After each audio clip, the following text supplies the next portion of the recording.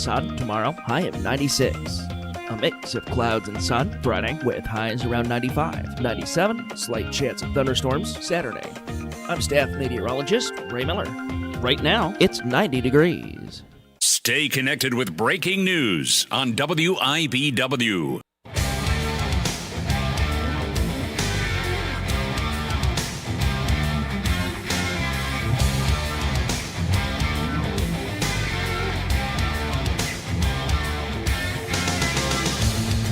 Let's get it. 580 Sports Talk is live and direct on a Wednesday. Happy Hump Day, one and all. Thanks for being with us. We're hanging out for the next 3 hours here on the Sports Voice of Kansas. 580 WIBW, FM 104.9, online at 580WIBW.com. On your mobile device, on the MSC radio app, and in living color on our YouTube channel, 580 Sports Talk. However, wherever, whenever you're joining the program today, thank you so much for being a part of 580 Sports Talk. My name is Dan Lucero. Thrilled to be with you for the next 3 hours. Spencer Dupuy will be along in the 4 o'clock hour today. Lots to get to on this edition of the show. We got a great guest. We're going to touch a lot of bases here in the next 3 hours before we hand things off to the Royals Baseball Network at 6 o'clock. Game 2 of 3 between the Royals and the Rays at the K. Rays took the opener last night, 10-4, good buddies. Seth Lugo will try and reverse last night's result on the mound for Kansas City. It'll be Shane McClanahan on the hill for the Rays. First pitch, 6:40, pregame, 6 o'clock, right here on 580 WIBW and FM 104.9. We're going to talk about the Royals a little bit on the program today, but not the on-field stuff, because we have reached the point in this miserable Royals season where I don't have 15 minutes on me on Eric Sarantola walking 6 guys out of 7 he faced in the, the 5th inning last night? 6th inning last night. One of the most miserable innings I have witnessed this season or any season for the Kansas City Royals. There is nothing worse, not a single thing in sports that is worse, that is harder to watch than a pitcher walk the ballpark. It is the worst viewing experience in sports. There is nothing else that compares to the total lack of action and the total futility of watching a pitcher walk the ballpark. It sucks to watch in Little League, where at least kids have the excuse that they're children. It's even worse to watch in a Major League Baseball game. And Eric Sarantola walked 6 guys out of 7 that he faced last night. And today is no longer a Kansas City Royal. He was optioned down to AAA Omaha as part of a bunch of roster moves that we'll get into a little bit. But, I don't have 15 minutes on that game. The off the field now is much more intriguing than the on the field. And off the field yesterday, JJ Piccollo gave a quote to Pete Gradoff of the Kansas City Star. And it did not leave me with a great deal of confidence that the guy who ought to be in charge of getting this train back on the tracks is, in fact, JJ Piccollo. Did not leave me with a lot of confidence. Left me cold. And even by the standards of, it's not George Steinbrenner going to throw everybody under the bus. I understand how this works. You can't, with a microphone or a recorder in your face, openly talk about how upset you are with individuals, call guys out by name. But do I think that JJ Piccollo is exhibiting the appropriate amount of urgency as this trade deadline approaches, as this awful season steams to an unwanted conclusion? Not if that quote is any indication. So we'll get into that. And also today, speaking of those roster moves the Royals made, one of them was moving Chris Bubich from the 15-day IL to the 60-day IL. And if you guessed that that might have something to do with him not actually being close to returning to the big league roster, come collect your prize at the window. Chris Bubich was supposed to pitch tonight in AAA Omaha. He will not be. He's on his way back to Kansas City instead. And it just raises more questions about what exactly the medical staff of this baseball team is doing. So we'll get into that. We'll talk some Royals baseball, much more of the off-the-field stuff today because, again, not much to say about a 10-4 ball game last night. Bobby Witt hit 2 dingers. That was cool. Good to see him back on track with the power. It's been a while since we'd seen Bobby go yard, but the rest of the game was a slog. And this season is a slog. And do I think that the people that are in charge of making sure 2027 is not a slog are the right ones? Growing less and less confident by the day. Less and less confident by the quote. So we'll get there. We'll talk some Chiefs as well. Ben Solak of ESPN.com today published 10 bold predictions he's willing to make right here, right now, the month that the NFL season effectively gets underway with the start of training camp. And one of those predictions is that the Chiefs are going to miss the playoffs for a second consecutive year. Now, I'm not to a point where I'm ready to make predictions, bold or otherwise, about 2026.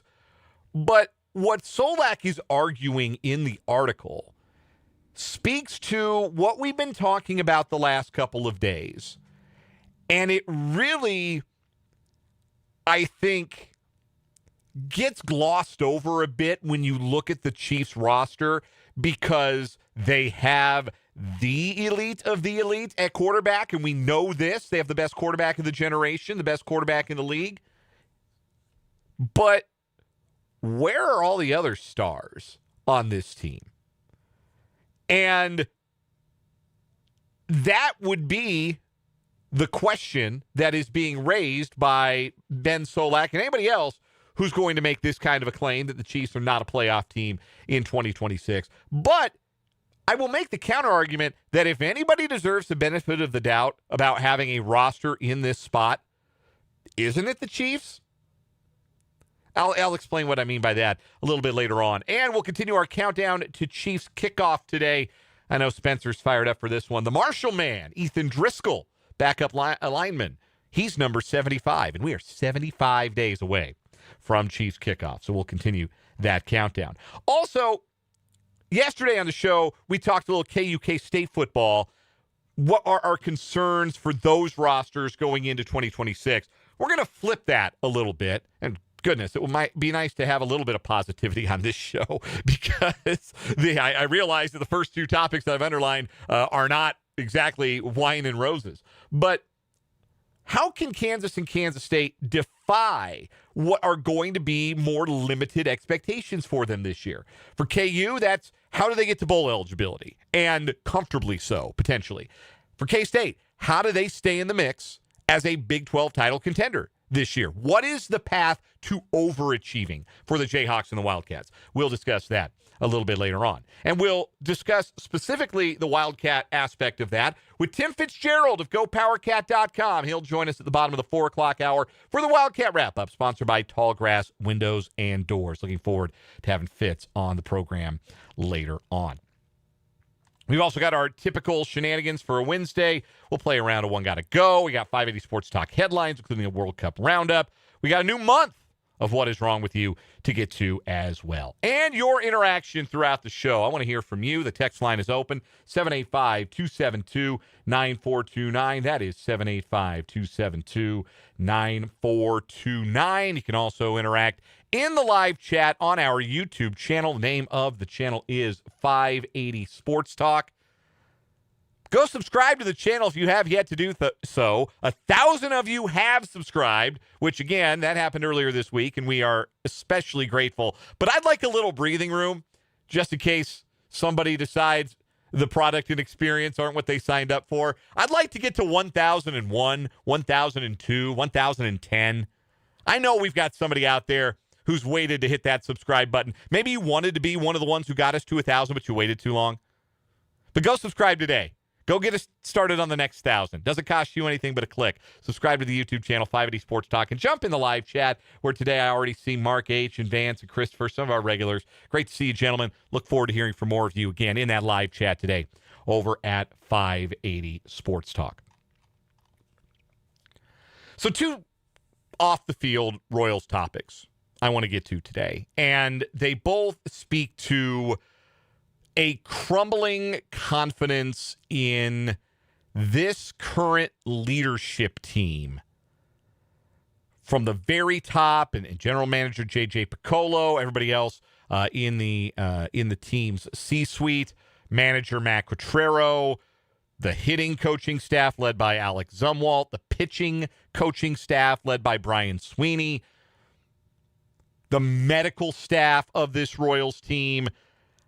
I'm not sure that anybody who's paid any kind of attention to the 2026 Royals feels the same kind of way about the capacity of all aspects of Royals leadership right now to pull this team out of what has become a very sudden but unmistakable downward trend here in 2026.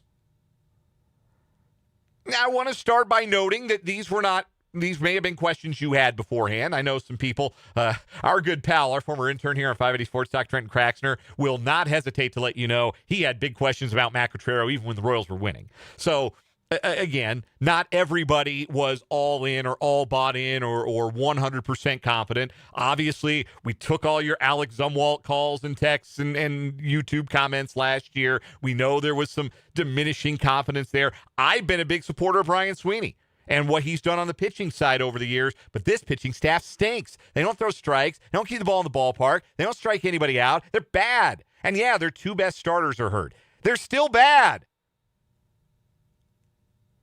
So, confidence beginning to diminish in this leadership group for the Royals.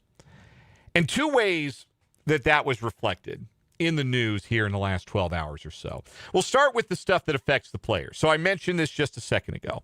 Kris Bubic pitched on last Wednesday, starting his rehab assignment, coming back from his shoulder injury. Through 1 inning, 8 pitches. Everything went well. He was scheduled to pitch again tonight. That's not happening. Instead, Bubic is going back to Kansas City to continue to be overseen and evaluated by the Royals team doctors. Scott Sharp, who's the assistant GM, spoke on Sports Talk Radio in Kansas City, 8:10 a.m. in Kansas City earlier today, and said that basically they just can't get that last little bit of soreness out of Kris Bubic's arm is what it boils down to.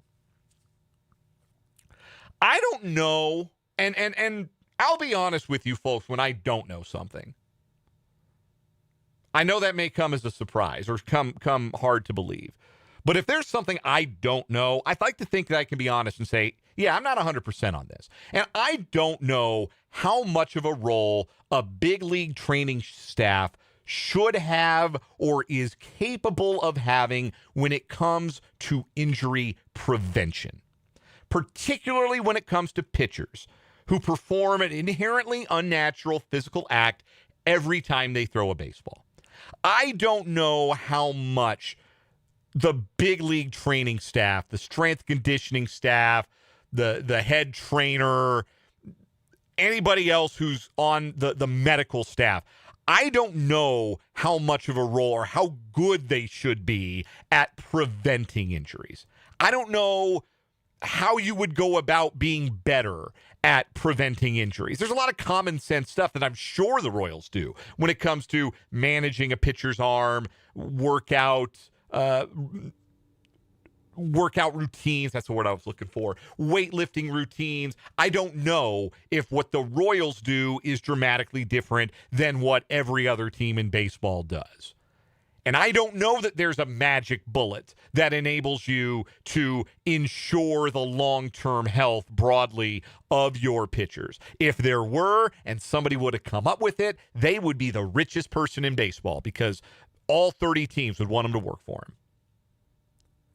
So I don't know that part of the equation. But I do know that when it comes to rehab and managing injuries, this season has been a complete catastrophe on that end.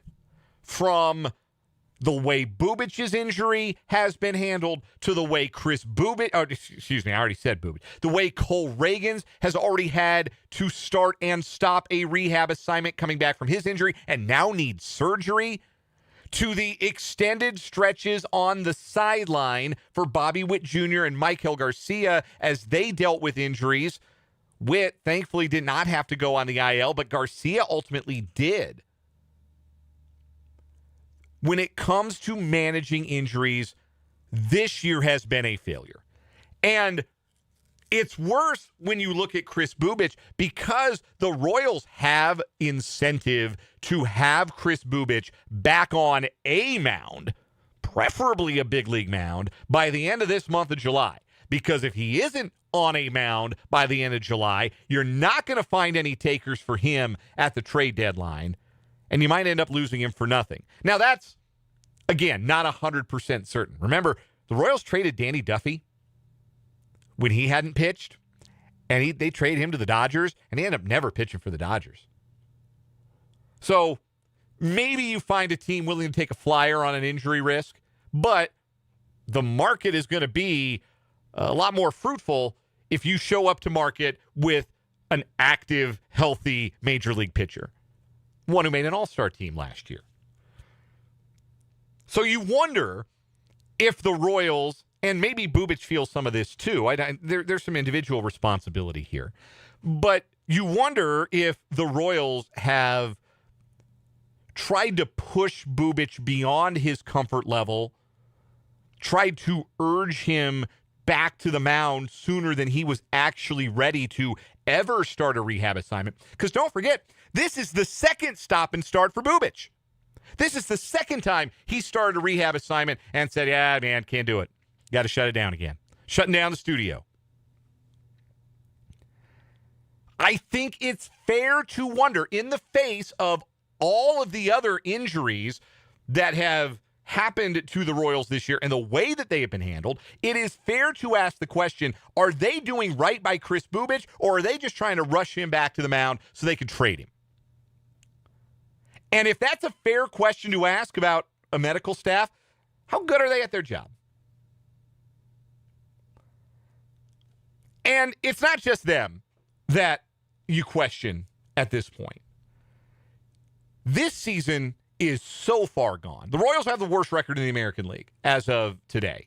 I know that's been true on other days, but it is true as of today. Entering today's action, they have the worst record, the worst winning percentage in the American League. Only the Rockies are worse in the entire major leagues. There's only one team worse, and it's the team that lost 119 games last year. This season is lost. Basically, the entire pitching staff has regressed.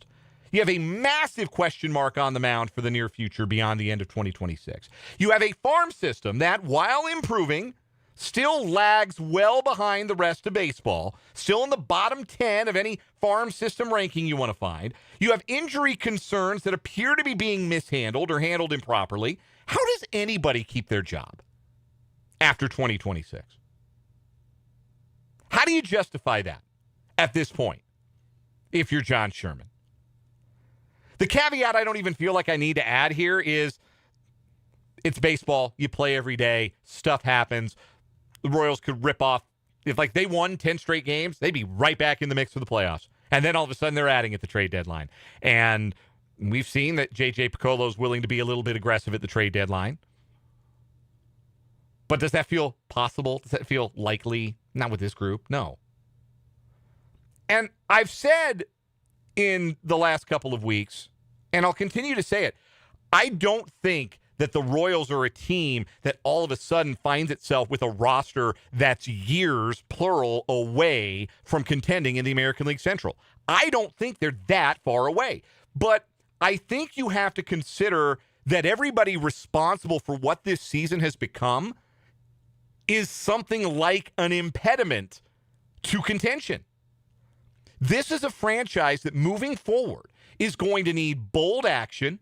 It's going to need significant investment. That's a John Sherman problem. I'm sure that will delight. We have a texter from the 785 who clearly gets a kick out of texting and will text the text line even just after a Royals loss. When we're not going to be on the air for several hours, we'll text the text line and mention the curse of John Sherman, which I didn't know that was a thing. I think this texter is trying to make it a thing, but clearly not a fan of ownership. And look, he's going to have to open the pocketbook for more than Lane Thomas and Alex Lang next year. So you're looking at a franchise in need of, again, bold action, significant investment, and they're going to need to be a hell of a lot smarter and better on the margins than they have been, and that goes for on and off the field. Is Matt Quatraro the manager for that? I don't believe he is. Is JJ Piccollo the GM for that? Well, how he handles this trade deadline may give me the right to change my mind. But I will tell you, the quote he gave Pete Gradoff of the Kansas City Star today did not give me a great deal of confidence. This is what he told Pete Gradoff. It's a very simple question. One that general managers, coaches, owners, everybody across all sports, you get asked this question when you're in the middle of a year that is falling not just short, but well short of expectations. And the question that Pete asked was, you have a message for the fans? And this was JJ Piccolo's response. Quote, I'll read it in full. Quote, I don't know if I have a message for them, but we feel the losses every night we go home as much as anybody. I'm not trying to take away, but there's sleepless nights on our end, and that's part of our job. But I understand what it is and how much it means to our fans, so we don't want to overlook that. I don't think our staff or our players should be overly concerned with that. They're inherently aware of that. But from my perspective in our front office, we understand the bigger picture when you're trying to get people in the seats and you're trying to drive revenues and trying to create excitement, and you give fans an escape to come to watch a great product on the field. We feel the responsibility of that, and that's what we want to do. That's a big motivator for us. There's nothing better than coming to Kauffman Stadium with 35,000 people that are excited to watch the team play, so we want to get back to that, and I guess my message would be we're very aware of it. We want that as much as they do. And look, I'm conscious of the fact that JJ Piccollo wasn't going to stand there into Pete Gradoff's recorder or microphone or whatever he was recording on and give them a 10-point plan for this is exactly what we're going to execute to put a better team on the field in 2026. I understand that. And I understand that some of his job is beyond what he is capable of controlling. If John Sherman says, hey, we don't want a meaningful increased payroll this year, then J.J. Piccolo's hands are tied. I understand that. I try to give grace where grace is deserved. I do. Honestly, I do. But you got to do better than, yeah, we know. We're feeling it too. It's our job, so trust us. Yeah, we know this stinks. I would love for there to be some kind of awareness placed on display that this season is in the toilet not by accident. This season isn't in the toilet just because of injury. This season isn't in the toilet because you were born under a bad sign. This season's in the toilet because of decisions you made, because of a lack of investment from ownership, because of repeated questionable managerial decisions on a night-in, night-out basis. And something has to change significantly if it's going to get better short and long term. It's too late for 2026. Maybe that's JJ Piccollo admitting a little bit of defeat there. He's not asking you, the fan, hey, hang with us. We're going to get this thing turned around. There's no turning it around. This is over. This season's done. It's July 1st, and they're buried. So he's not asking you for patience for 2026, and thank goodness for that. A little bit of self-awareness there. But my goodness, how about a little awareness that you've got to wear this? Not just, we feel the losses. No. everybody's feeling the losses. We're all watching this every night or listening to this every night. Yes, everybody's feeling the losses. What are you going to do about it? Because status quo doesn't work. And I know this is a front office that operates differently than the tail end of the Dayton Moore years. The proof of that is the fact that they did win in 2024 and go to the postseason, and did have a winning season, though barely, in 2025. This isn't the old boss, but it's starting to feel a little too close for comfort. That there's a next step that this organization needs to take, and maybe it's not capable of taking it with this particular leadership group.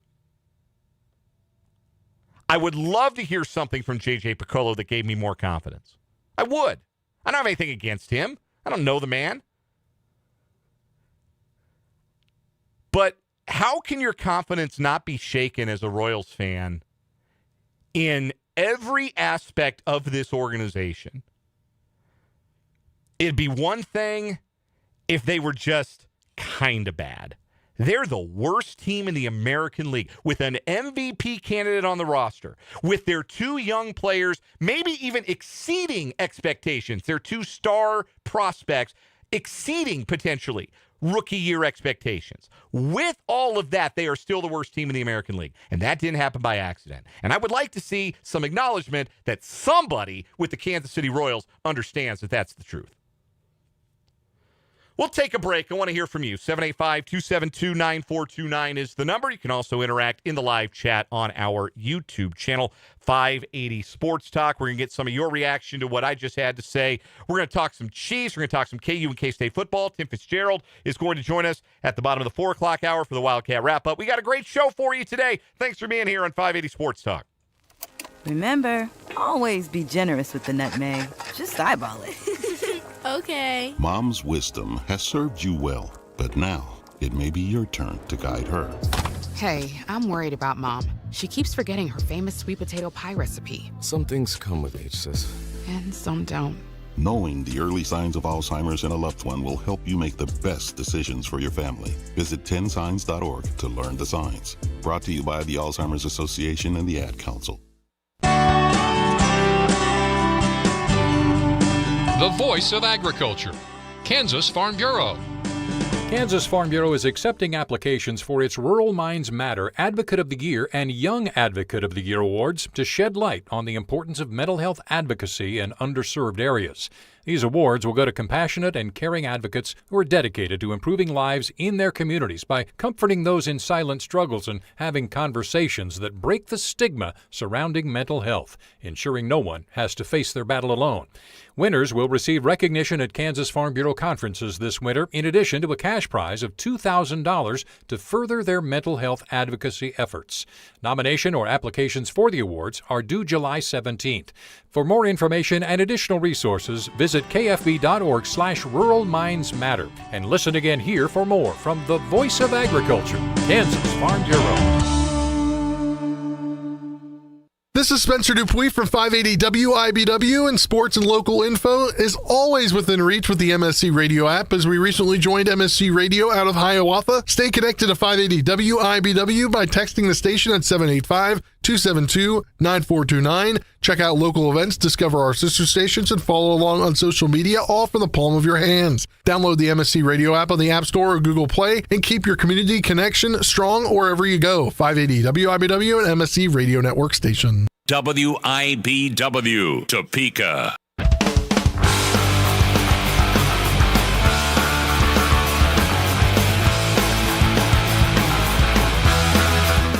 .334 on 580 Sports Talk. Glad to be with you on this Monday, or this Wednesday. Goodness, where did Monday come from? Boy, can you tell my son's in a sleep regression? I had a little while there when my son was much younger, when my son was a baby, and you know, you're waking up every couple of hours for feedings, where I don't think I got the day of the week right for like 2 weeks. I couldn't think straight. And apparently it's another day where I can't think straight. Apologies for that. This is a Wednesday. You did not travel back in time. Some texts and YouTube comments regarding the Royals. We'll go to the text line first from the 785. as if to underline the frustration. The Royals, as our texter puts it from the 785, worse than the Angels. The Angels in all caps. Yeah, man, that takes some doing, because I genuinely believe that the Angels are the worst run. You look at all four major sports. I don't think there is a worse run organization than the Los Angeles Angels. I don't. And the Royals are worse than them right now. Go figure that. Same texter from the 785 said that quote from JJ Piccollo sounded like some corporate horse hockey. Their words. Appreciate you sanitizing that for us. From the live chat on YouTube, I knew Christopher would have some things to say about this topic. He weighs in, says, quote, I don't want JJ Piccollo to pick the next manager, the next uniform distributor, the next hot dog vendor, or a new head for Slugger. Christopher also points this out, and this is true. And again, this is where a sense of urgency comes in for the Royals. Christopher says they have to go free agent because they have so little to trade, and they have to go for it every year that Bobby Witt Jr. is on the roster. That's just it. Do the Royals get that? Did John Sherman and company understand that it's wonderful to have Bobby Witt on the team, but what good is having a star where you don't win with him? Like, it was cool to have Mike Sweeney on the Royals all those years, but nobody outside of greater Kansas City remembers Mike Sweeney because those Royals teams were irrelevant. They didn't win. You want to turn Bobby Witt Jr. to the modern-day Mike Sweeney? What a disgrace that would be. I mean, at least he's already played in the playoffs once, more than Sweeney could say. As a Royal, anyhow. But yeah, do the Royals understand that you got 4 years to make it shake after this one? Bobby Witt Jr. and Michael Garcia are under contract through 2030. And Carter Jensen and Jack Caglione are arbitration and pre-arbitration through that same time frame. Your core four is locked in. You got 4 years. Go make it happen. Don't spend this next offseason aiming at floor raisers we talked about. And look, hand up. I thought that's what the Royals needed. I thought they had the stars. I thought what they needed was to improve roster spots like 20 through 26. Well, the problem was they kind of did. Like, Lane Thomas is an upgrade over Drew Waters. Nick Lofton's been an upgrade over last year's Nick Lofton, or Kevin Biggio, or like some of those bottom of the roster guys who sunk the Royals last year. The problem was roster spots like 5 through 20 all got worse. Some of that you couldn't have predicted. Some of that, maybe it was a little bit foolish to predict 30 more home runs for a 36-year-old Salvador Perez. Or 150 innings from a two-time Tommy John survivor, Cole Reagans, who was hurt all last year. It lined up nice if everything had gone right, and instead nothing did. And so there is still a part of me that understands, like, this is the worst-case scenario Royals season. Like, this is the worst-case scenario outcome. As bad as it could have been. Like, 10th, 20th percentile outcome here with this roster. That they are, in some respects, unlucky to be this bad. But that does not mean they are not unmistakably bad. And when you are unmistakably bad, that's somebody's fault. It's a lot of somebody's. Not one person wears that. But what do you do moving forward? What do you do to make sure 2027 is better? A lot better. Because now you can't go into the next offseason assuming, oh, we just need to improve the bottom of our roster and we'll be fine. You got to go get a starting pitcher who can give you some innings. You got to go get somebody in the bullpen who can get somebody out. Multiple somebodies. And it ain't going to be cheap. John Sherman, I don't know. Hold a bake sale. Wash some cars. Because there is urgency. The urgency to win every year. You are not far away. You are not in rebuild mode. You got to go win. And Christopher points it out. You don't have the prospect capital to go out and make but maybe one move. Like, if the Royals wanted to, they could say, all right, we don't have a lot of chips, but we're going to push them all to the middle of the table. We're going to package Kendrick Churio and Blake Mitchell, and David Shields or Michael Lombardi. Like, we're going to package our biggest guns, and we're going to go and try and get a star. Well, okay, number one, you going to pay that star's contract? You going to be willing to do that? How long are you going to have that star? But are you willing to do that? Are you going to be willing to be bold? I'm not even saying that's the right move or I think that's the right move. I love Kendrick Churio. I think he could be the bigs 2 years, no problem. But that leaves the problem of who's going to pitch all those innings in 2027. Is Cole Reagan's going to pitch those innings? Chris Povich isn't going to pitch those innings. He's going to be on a different team. Seth Lugo going to pitch those innings? Are you going to want him to? They got problems. And those problems require bold solutions. And I don't know if this front office as constructed is going to be bold enough.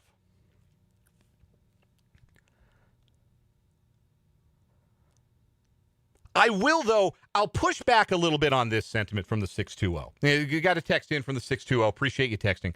If the Royals are making money, that's all they want to do. That's the bottom line. They're a business. They don't care about the fans and winning unless it hurts their pocketbook. Listen, if you're following in any way the day-to-day of the labor negotiations that are playing out in public between Major League Baseball owners and the Players Association, it will be very easy and very understandable to come to the conclusion that the owners don't care about you. They kind of don't. But I think that's different from John Sherman grew up a Royals fan, and I think he wants to win. I think all 30 owners do want to win. The problem is they want to do it on their own terms. They want to do it in a way that, they don't want to go broke. And, of course, for them, what that really is we want to protect millions of dollars in hundreds of $1 million in revenue. Can't just do tens of millions of dollars. It's got to be hundreds of millions of dollars of revenue. Hundreds. So that's where I would push back there. Like, I'm not saying, Texter, that you're completely wrong there. But at the same time, I do think that the Royals they've seen, and I know the memories fade a little bit by the day, but it was still just a little over a decade ago that they were the champions of the world. They understand what it is, what it means to put a winner on the field in Kansas City.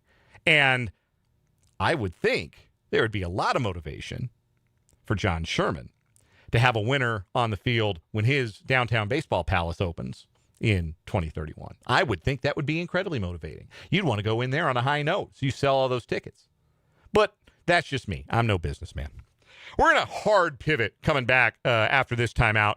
We're going to talk a little college football. I was a bit of a downer about KU and K-State yesterday, and frankly, it's kind of a downer show, some of the topics we picked today. But I'm going to be optimistic. I'm going to look at the Cats and the Jayhawks real quickly. What is the one thing they could do to overachieve, to beat expectations in 2026? I'll give you my thoughts next here on 580 Sports Talk. Everyone can help keep our roads safe. When I'm driving my truck, I'll remember to check my mirrors for smaller vehicles. And when you're on the road, try to avoid lingering in my blind spots. Let's all plan to share the road safely. Visit www.sharetheroadsafely.gov. Summer snacking just got healthier. Keep your energy high during beach days, barbecues, and road trips with Eggland's Best Eggs. With more vitamins, including 6 times more vitamin D and 10 times more vitamin E, plus 25% less saturated fat than ordinary eggs, they're a great way to curb hunger between meals. Make deviled eggs, a protein-packed egg salad, or simply hard-boil a batch for a quick, healthy snack. With Eggland's Best, it's easy to stay fueled and satisfied all summer long. Eggland's Best. Better taste, better nutrition, better eggs. Snakes, zombies, public speaking. The list of fears is endless. But the real danger is in your hand when you're behind the wheel. Distracted driving is what's really scary and even deadly. Eyes forward, don't drive distracted. Brought to you by NHTSA and the Ad Council. Why pay more for a clean car? At Eagle Auto Wash, get the shine you want for less than the competition. In some cases, half the price. And with Eagle's Express Wash, you stay in your car and fly through fast for under $10. No hassle, no waiting around, just a sparkling clean ride from a locally owned Topeka business that knows value matters. Soar with the Eagle. Soar with the Eagle. Eagle Auto Wash and detailing salon. Soar with the Eagle once a week. When it comes to a gun suicide attempt, all it takes is a moment. Heather and I had an argument just like any other couple. I was lost. I had snapped. I had a gun and I was going to take my own life. Heather helped me realize that there was still a life to live for the better of myself, my family. My weapon is now safely put away. A moment of crisis can happen to anyone. Store your guns, locked, unloaded, and away from ammo. Hear more safe stories at endfamilyfire.org. Brought to you by Brady and the Ad Council. WIBW, Topeka. 3:45 on 580 Sports Talk. With you until 6 o'clock tonight. Royals baseball takes over after that. 6:40 first pitch, game 2 of the 3-game set between the Royals and the Rays at Kauffman Stadium. So we're less than a week away from Big 12 Media Days. 1 week from today, both Kansas and Kansas State will feature on Big 12 Media Days. I'm tired just thinking about what that day is going to be for me down at the Star in Frisco, Texas. I will once again be on site providing interviews and analysis and audio from Big 12 Media Days. And I'll have all Tuesday to get some interviews with other newsmakers, media personalities. We'll have some fun on Tuesday. Wednesday, though, KU and K-State. So we'll be I'll be a bit under the cosh to get all of those interviews recorded for you good people, but that's the gig. That's what the money is for. So I look forward to that. Look forward to talking to the KU contingent, the K-State contingent. And, of course, we'll have interviews on top of interviews to play in the days, maybe even the week after Big 12 Media Days as well. So our coverage is coming up next week here on 580 Sports Talk. I'll be in Frisco, Texas at the Star Tuesday and Wednesday for the program. I brought up yesterday what I was concerned about for Kansas and Kansas State into 2026. For Kansas State, it's the trenches, just flat out offensive line, more so than the defensive line. I think that they might be able to put something together on the defensive line. We just don't know how it's going to look because it's going to be a new scheme, new coaching staff, new defensive coordinator. Offensive line, though, it was not good last year. What indications do we have that it's going to be better? Other than, you never know. Sometimes guys make big jumps. And I think K-State's going to need a guy or two or three to make a big leap on the offensive line to get that to Kansas State standards. And for KU, wonder about, their experience on the back end on defense. And obviously, they got to pick a quarterback. Somebody's got to separate. That's the thing. Andy Kotelnicki will use 2 if he has to. He'll use 3. But somebody not separating in the spring was, I thought, maybe a bit of a red flag. But I say all that to say this. That's what I'm concerned about. What am I optimistic about? What's the flip side of that? How can Kansas and Kansas State outdo their expectations? And I think the broad expectations for Kansas State are that they will be doing well to attain bowl eligibility, or for Kansas. And for Kansas State, I think the expectation is that they'll be about a 7 or an 8, maybe 9 if everything breaks right kind of team. What are my biggest reasons for optimism on both sides? I think for Kansas State, it comes down to making layups.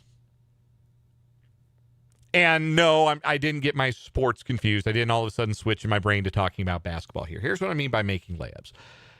On a play-to-play basis, you got to be so much better on 3rd and short. Kansas State was so bad on 3rd and short last year. We talked about it ad nauseum. Some of the play calling on 3rd and short was head-scratching at best.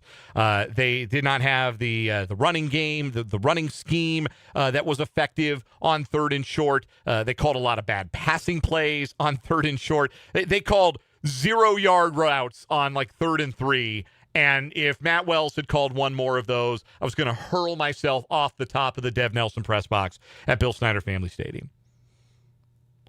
I don't think that's going to be a problem, as much of a problem this year. I think this is going to be a much more aggressive offense. I think they're going to be a lot better in 3rd and short. They're going to have more options in the backfield on 3rd and short, be able to maybe run a little bit more power, and Avery Johnson's legs in a positive way are going to be, I think, more of a part of the game plan. Having to account for him on every single down as a running threat, rather than what Matt Wells was trying to do, which was turn him into a pocket passer. So making your layups in that definition is just keeping drives alive. Pick up your 3rd and shorts. Keep possession. Get down the field. There are home run hitters on that team. There are guys who can house it. Avery Johnson could house in any play. Joe Jackson, we've seen. He's a threat. Just got to keep the football to give your guys a chance to go score. So that's one way I mean make your layups. The other way that I mean to make your layups, I want to make sure I have it right in front of me. I've got the Phil Steele guide in front of me today. This is Kansas State's home schedule this coming year. Nichols, Washington State, Tulane, Houston, Kansas, Oklahoma State, Arizona. That right there should be at least 6-1. At least you should win 6 of your 7 home games. No messing around in the non-conference. Can't give one away in the non-conference. Take care of your business there. Get this season off on the right foot, unlike last year. But take care of business at home. The teams that win their home games in this league are going to be the teams that contend. And K-State's got a window based on who they play at home. I mean, it's not like totally the drags. Like Arizona should be all right. Oklahoma State, I think, is going to be tough. Houston, I think, is good. Even though they blew them out last year, Kansas hasn't been a game they've been able to take for granted. But still, I think Kansas State's going to be favored in all 7 of their home games. So you got to go at least 6-1 there. And then that's going to put you in a spot where you got a chance to win 9, maybe 10, depending on how the road games go. For Kansas, what do they have to do to overperform expectations? 2 things. Number one, they got to make more splash plays on defense. They were -3 as a team in the turnover margin last year. They've remade their secondary, which, again, that's a concern for me. But they are a bigger and ostensibly more athletic back there. If that gives them a chance to create some more turnovers on the back end of their defense, that's something that team needs more of. Also, their pass rush has to develop behind Leroy Harris III, but they've got to be able to get some strip sacks, get some stacks, splash plays on defense.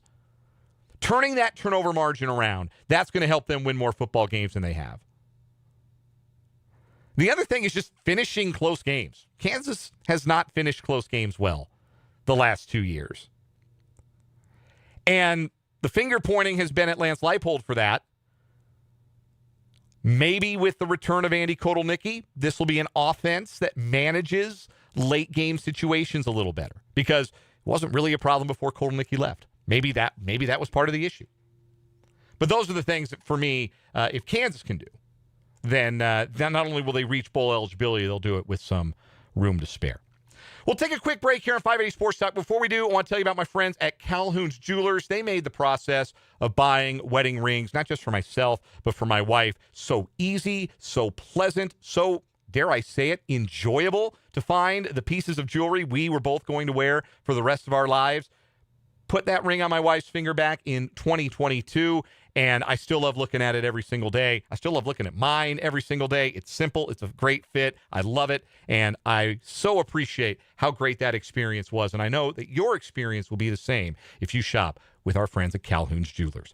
Our countdown to Chiefs Kickoff continues to wrap up the 3 o'clock hour next. This is Spencer Dupuis from 580 WIBW, and sports and local info is always within reach with the MSC Radio app, as we recently joined MSC Radio out of Hiawatha. Stay connected to 580 WIBW by texting the station at 785-272-9429. Check out local events, discover our sister stations, and follow along on social media, all from the palm of your hands. Download the MSC Radio app on the App Store or Google Play and keep your community connection strong wherever you go. 580 WIBW and MSC Radio Network station. And the match is about to begin. Most of the team is out with COVID-19, so there'll be some substitutes tonight. What's this? We have an unexpected guest on the field. It's a dog. Well, they could do with extra players. She's going for the ball. Are front paws hands or feet? Soccer season is full of surprises, and COVID-19 could be one of them. If you test positive, prescription medications may help. Ask your doctor if they're right for you. Learn more at PfizerForAll.com. Sponsored by Pfizer. My dad served in Vietnam, the 82nd Airborne Division. He never talked about it, and my mom knew not to ask. So Dad buried himself in work and self-medicated, and would lose his temper sometimes. Loud noises would put him on edge. It got rough, so I finally said to him, "Dad, you gotta get help." As a family member or friend, You may be the first to notice when a veteran you love has been going through changes. Things like withdrawing, drinking more, or increased anger could be a sign of a larger health concern, but help is available. Dad finally went to VA for one-on-one and group therapy and got some really great tools to help him manage things. And I got my dad back. Listen to hundreds of inspiring stories at maketheconnection.net and learn how you can support the veterans in your life. Treatment works. Recovery is possible. WIBW, Topeka.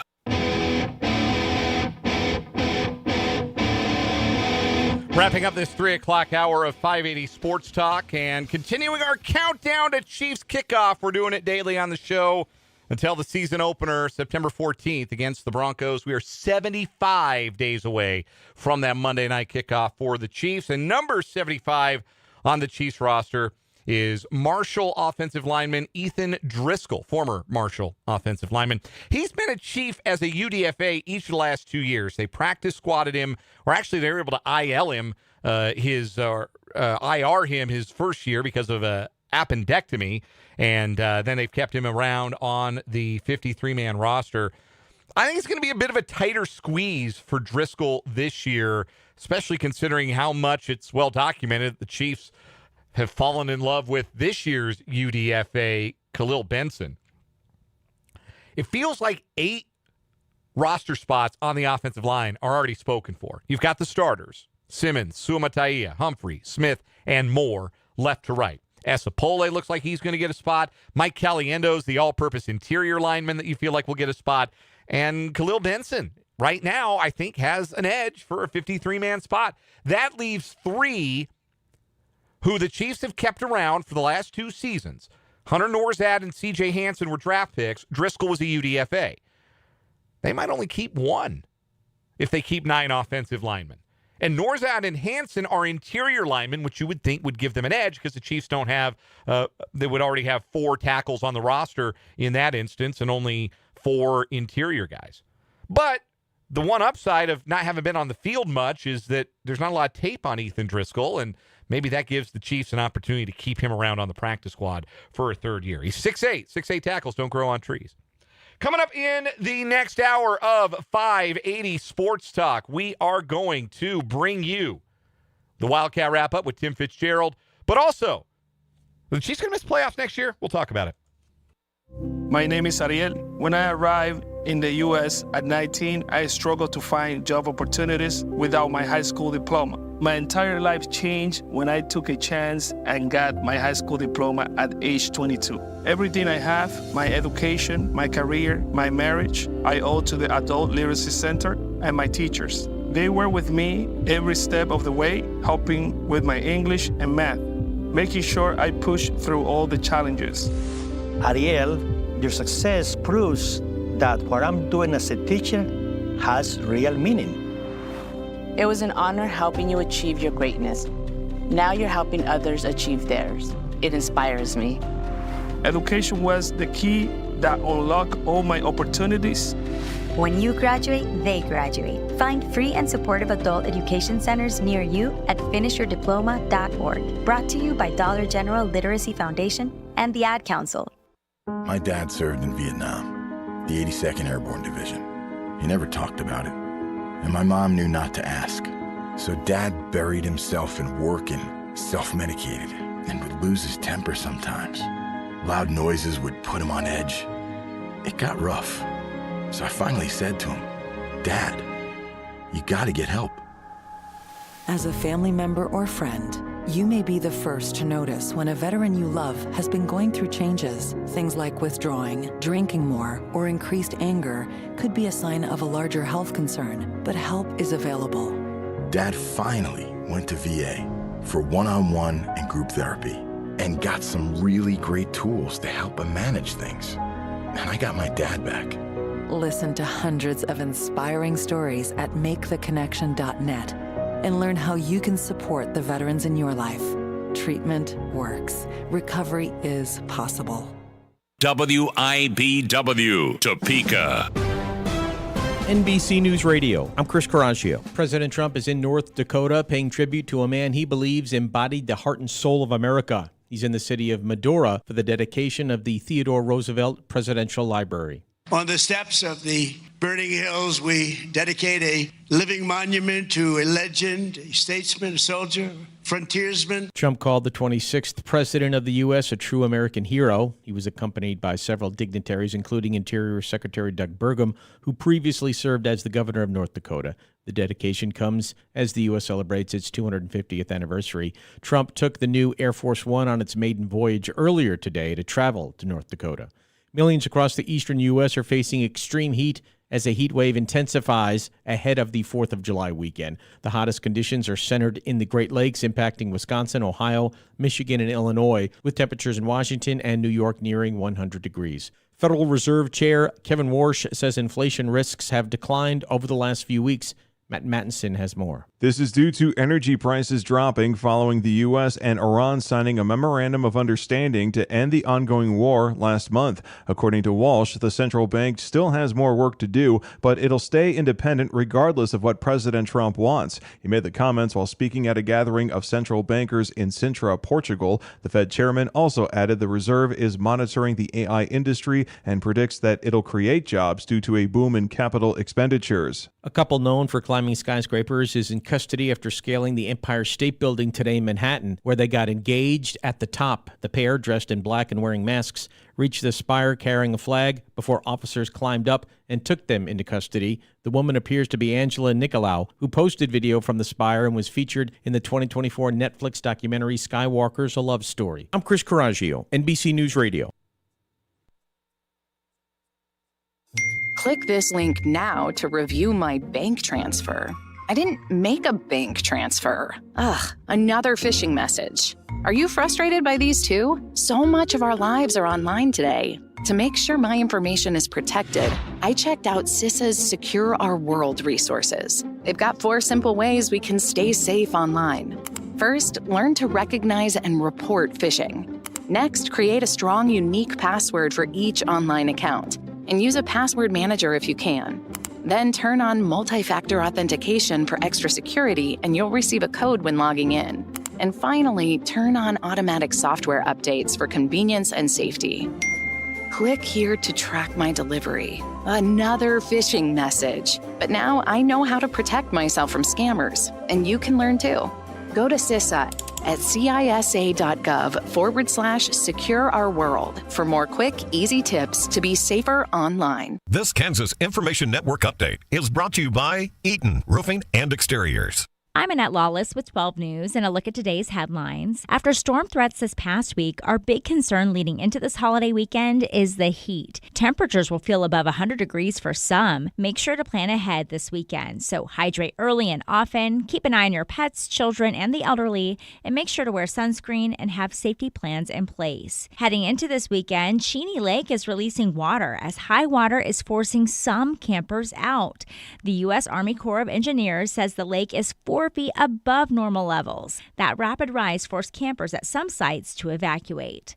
Long lines at the Sedgwick County Tag Office may be getting longer as reduced hours go into effect today. Sedgwick County announced the Tag Office will now be open from 8 a.m. to 5 p.m. It had previously been open at 7 a.m. since January. You're listening to the Kansas Information Network. Hi, I'm Charlie Campbell with Your Home Discovery, keeping everything around your home sweet home looking great. We're broadcast nationally, AM and FM radio stations, Spotify, TuneIn Radio, and more, plus easily found on most social media channels. You can catch us right here every Saturday morning from 9 to 10, AM 580, WIBW, and FM News 104.9.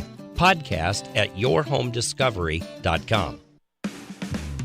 In Washington County, we're building more than homes. As the #1 county in the state for lowest cost of living, we're building the future. With a neighborhood revitalization program, you can earn real property tax rebates when you improve or build right here at home. It's a win for you and a win for your community. Whether it's a new business, a remodel, or your dream home, now's the time to invest in Washington County. Learn more at WashingtonCountyKSED.com. Washington County. Invest here. Build here. Freedom to prosper.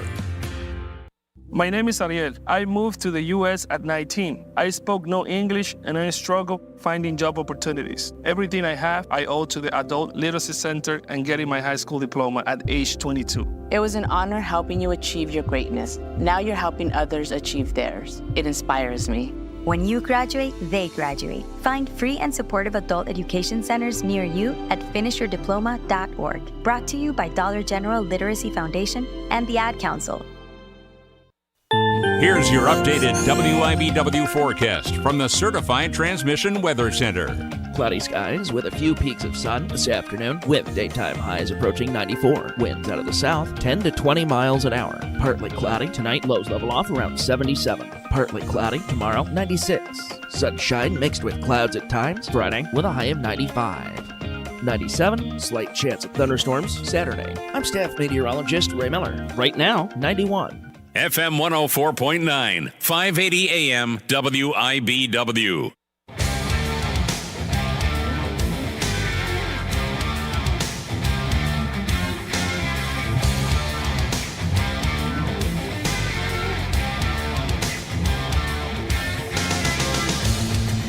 Let's get it. Hour number 2 of 580 Sports Talk on this Wednesday. Happy Hump Day, one and all. Dan Lucero, Spencer Dupuis with you here on the Sports Voice of Kansas, 580 WIBW, FM 104.9, online at 580WIBW.com, and on our mobile app, the MSC Radio app, and on our video stream on our YouTube channel, 580 Sports Talk. However you're tuning in, thanks for being a part of the program today. Text line is open, 785-272-9429. You can also interact in that live YouTube chat if you are watching the program today. 580 Sports Talk on YouTube. Why don't you subscribe to the YouTube channel? Get us one step closer to 2,000 YouTube subscribers. We've gotten our first 1,000. Those are the hardest ones to get. The next hardest ones are the next 1,000. So help us take that next step. If you're not a subscriber yet, all it costs you is a click or a tap of the screen on our YouTube channel, 580 Sports Talk. We did get to 1,000 earlier this week. Thanks to the first 1,000. Thank you in advance to the next 1,000. I got to shout out the listeners, though. Like, you just shouted them out, but they like to mess with us sometimes. Uh-huh. Like you mentioned the other day, sometimes we get to the number and then they just think it's funny to unsub. Jokes about that on the YouTube, yeah. But doesn't look like that's happened, does it? Hasn't happened yet. It's holding strong at 1K. So again, thanks to the first 1,000. Thanks in advance to the next 1,000 and beyond here on the 580 Sports Talk YouTube channel. And for those who just prefer good old fashioned terrestrial radio or the oral version of the program without the visual component, we appreciate you too. We just don't have a way that you can click and subscribe and we see the number go up. I don't know what we would have to do. Raise your hand wherever you are right now. Raise your hand. We'll go look out. If you're driving, honk your horn to Pico. Don't do that. I don't want to cause any problems for anybody. Cause any accidents. Do not listen to the man across the glass. So he did that once. That was a way that we killed time. My first ever play-by-play broadcast on 580 WIBW. It was a high school football game. It was Washburn Rural against Manhattan, and it was week 2. And if you are familiar in any way with high school football in the state of Kansas, you know that no week 2 goes by without some kind of weather delay. Yep. The weather always gets gnarly in the second week. It's always week 2. It seems like every single year. And so we had 2 lengthy lightning and weather delays that night at Bowen Glaze Stadium. And, we're just covering the time because that's what you do. And at one point, my partner, who I had just met 2 days prior, the great Greg Akagi, said, hey, if you're sitting in your car right now waiting out this weather delay and you're listening to us give scores and basically just kind of BS back and forth there for the 2.5 hours. We didn't have any football to describe. And he says, why don't you flash your lights? Let us know you're out there. And about 4 or 5 cars. It did it right away. So that was that's the power of radio. But we don't want you to flash your brights or honk if you're listening to us. We can't enjoy that unless you're driving right by Huntoon Hill. Then if you leaned on your horn, maybe we could hear you. Yeah. Or maybe we could hear you. Just come up the hill and drive through the parking lot and honk. We'll yeah. hear it. Go out of your way to do exactly that, please. It would be wonderful for our egos. Anyway, coming up here in the 4 o'clock hour of 580 Sports Talk, we're going to have Tim Fitzgerald from GoPowerCat.com on the program for the Tall Grass Windows and Doors Wildcat Wrap-Up. We'll get Fitz's thoughts on the latest K-State happenings and also get his thoughts on a little bit of the Big 12 football that we've talked about here in the last couple of days. We've also got around to what is wrong with you coming up, our first of the month of July.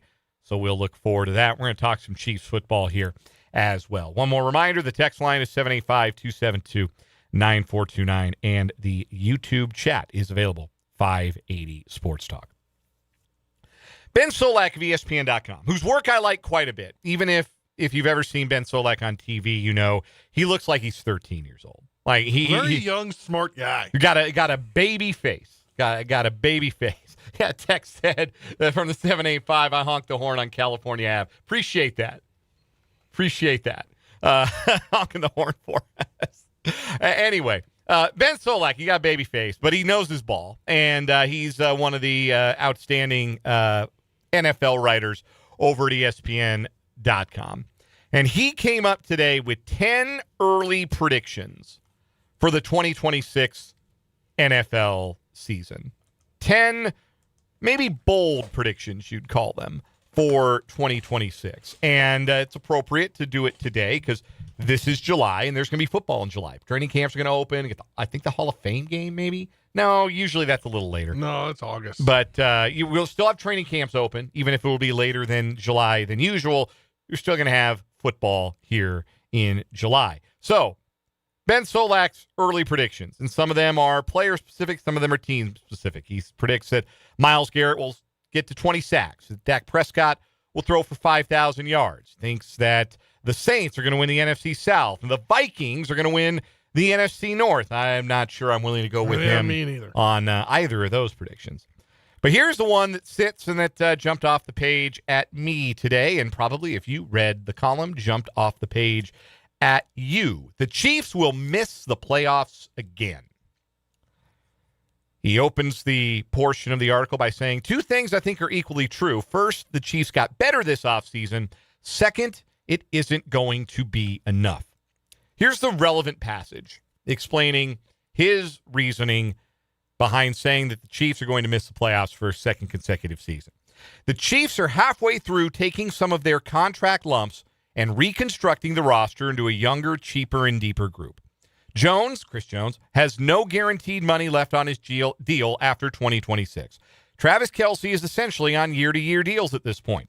The Chiefs are preparing for a new era, but they aren't there just yet. As such, while I expect a better Chiefs team in 2026, one that actually gets big gains on the ground and gets after the passer more consistently with rookies Peter Woods and R. Mason Thomas, I don't expect a viable AFC West contender. The Broncos have a clearly better roster across the board. Ben Solak's been on record. He loves that Broncos roster. The Chargers are fairly equal in talent and might explode offensively under new offensive coordinator Mike McDaniel. The rest of the conference remains as deep and intimidating as always. There are only 7 playoff spots to go around, and I don't think the Chiefs have a top 7 roster in the AFC, and that's before we get to the Mahomes injury. End of quote. End of passage. So a couple of things here, because I think this dovetails with the kinds of stuff that we've been talking about with regards to the Chiefs over the last couple of days here on the show. But I want to handle the Mahomes aspect of it first, because we're a long way to week 1. We're 75 days away, in case you missed the countdown to kickoff last hour. We are 75 days shy of the start of the season. And we might be more confident or less confident in Patrick Mahomes' abilities to play a full 17 games by then and play them at what is a typical performance level for Patrick Mahomes. If you did set the injury aside, I find it really hard to believe that there would be anybody willing to pick against the Chiefs as a top 7 roster in the AFC just because of what Mahomes has done over the course of his career. That I think it's borderline impossible to look at a team that's that good at the most important position and has established that they're better at the most important position over the period of time that Patrick Mahomes has been with the Chiefs, and say that that's not a top 7 roster in the AFC with a healthy, 100%, no worries Patrick Mahomes. So I think that's a big part of what's going to drive the dialogue. And we probably, around here, are underreacting to the possibility that Mahomes is not himself or is not active for 17 games. I also think it's possible that the national media might be overcorrecting and overly concerned about Mahomes' ability to be himself or be active for 17 games. I think he's going to play week 1. I think that we may see a version of Mahomes, at least early in the season, as he gets his confidence in his body back, that is less willing to do the scrambling and the running that is a big part of his game and a big part of the Chiefs' offensive success, particularly over the last couple of years as the playmaking in the passing game elsewhere has diminished. I think that's a legitimate concern. But I think the idea that we're going to see a decline in Mahomes' performance in 2026, just broadly speaking, to where you would no longer consider a team that he's playing for to have a top half of the conference. That's what you're saying. A top half of the conference roster. Like, are the Broncos better, like, 20 through 53 on their roster? They might be. Perhaps. But I'm going to tell you what, they're not better at 1. They're not better where it matters the most. And I still think that's the advantage that the Chiefs are going to have, and advantage that the Chiefs are going to have, even if it might not be as pronounced, at least right away, as it has been over the years. So, is it possible, like I said, that we all around here in Chiefs Kingdom are underreacting to the possibility that Mahomes isn't himself, or downplaying that too much? That's possible. Yeah. I think it's more likely that the national media is overplaying it. Again, I just keep going back to the fact that Patrick Mahomes' knee didn't look like a knee out of that pile, that last quarterback sneak he'll ever run in his life in Denver in 2018, and he was back playing in 3 weeks. He's back practicing the next week, he was back playing in 3 weeks. I just think this guy is different. He is different, but I think you have to look at the precedent set of ACL injuries. And I think that's what all these guys are going off of. Like, whether or not he's able, if he thinks he's able to go, will a medical staff clear him 100% for contact? That's why I think a lot of these NFL reporters and insiders and analysts are playing the conservative game on that part. So that's the Mahomes angle of it. The other thing that I do think that is a fair criticism of the 2026 Chiefs, and this goes back to something that we talked about yesterday in the 3 o'clock hour. The elite level talent on this roster is running in short supply relative to where it was certainly at the beginning of this run with Patrick Mahomes as the quarterback. If Chris Jones's decline continues, and he is in a decline phase, the Chiefs don't have an elite pass rusher. That doesn't mean I don't think Chris Jones is going to be unproductive or not at least very good, but is he still elite? There's a chance. He's 32. He may not be able to maintain that level. And he's it. If it's not Chris Jones, it's nobody. And certainly, if he doesn't produce at an elite level, I don't know that anybody else is going to. They have a very good tight end in Travis Kelce, still a top tight end in the league. But do you consider Travis Kelce to be the elite pass catcher that he was in his younger days? No, I don't think you can. There were players drafted this year in the first round of this draft who may wind up being elite at defensive line and cornerback. Certainly Mansour Delane has the traits, and Peter Woods has the athleticism. But that is asking one heck of a lot of this rookie class. But here's the thing.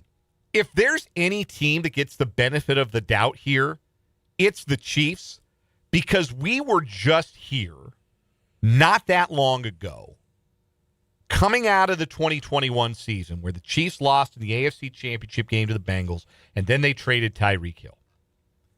And the thought was, okay, Chiefs are maybe taking a step back this year. Wide receiver room's not as good. It's just Kelsey and some guys they cobbled together.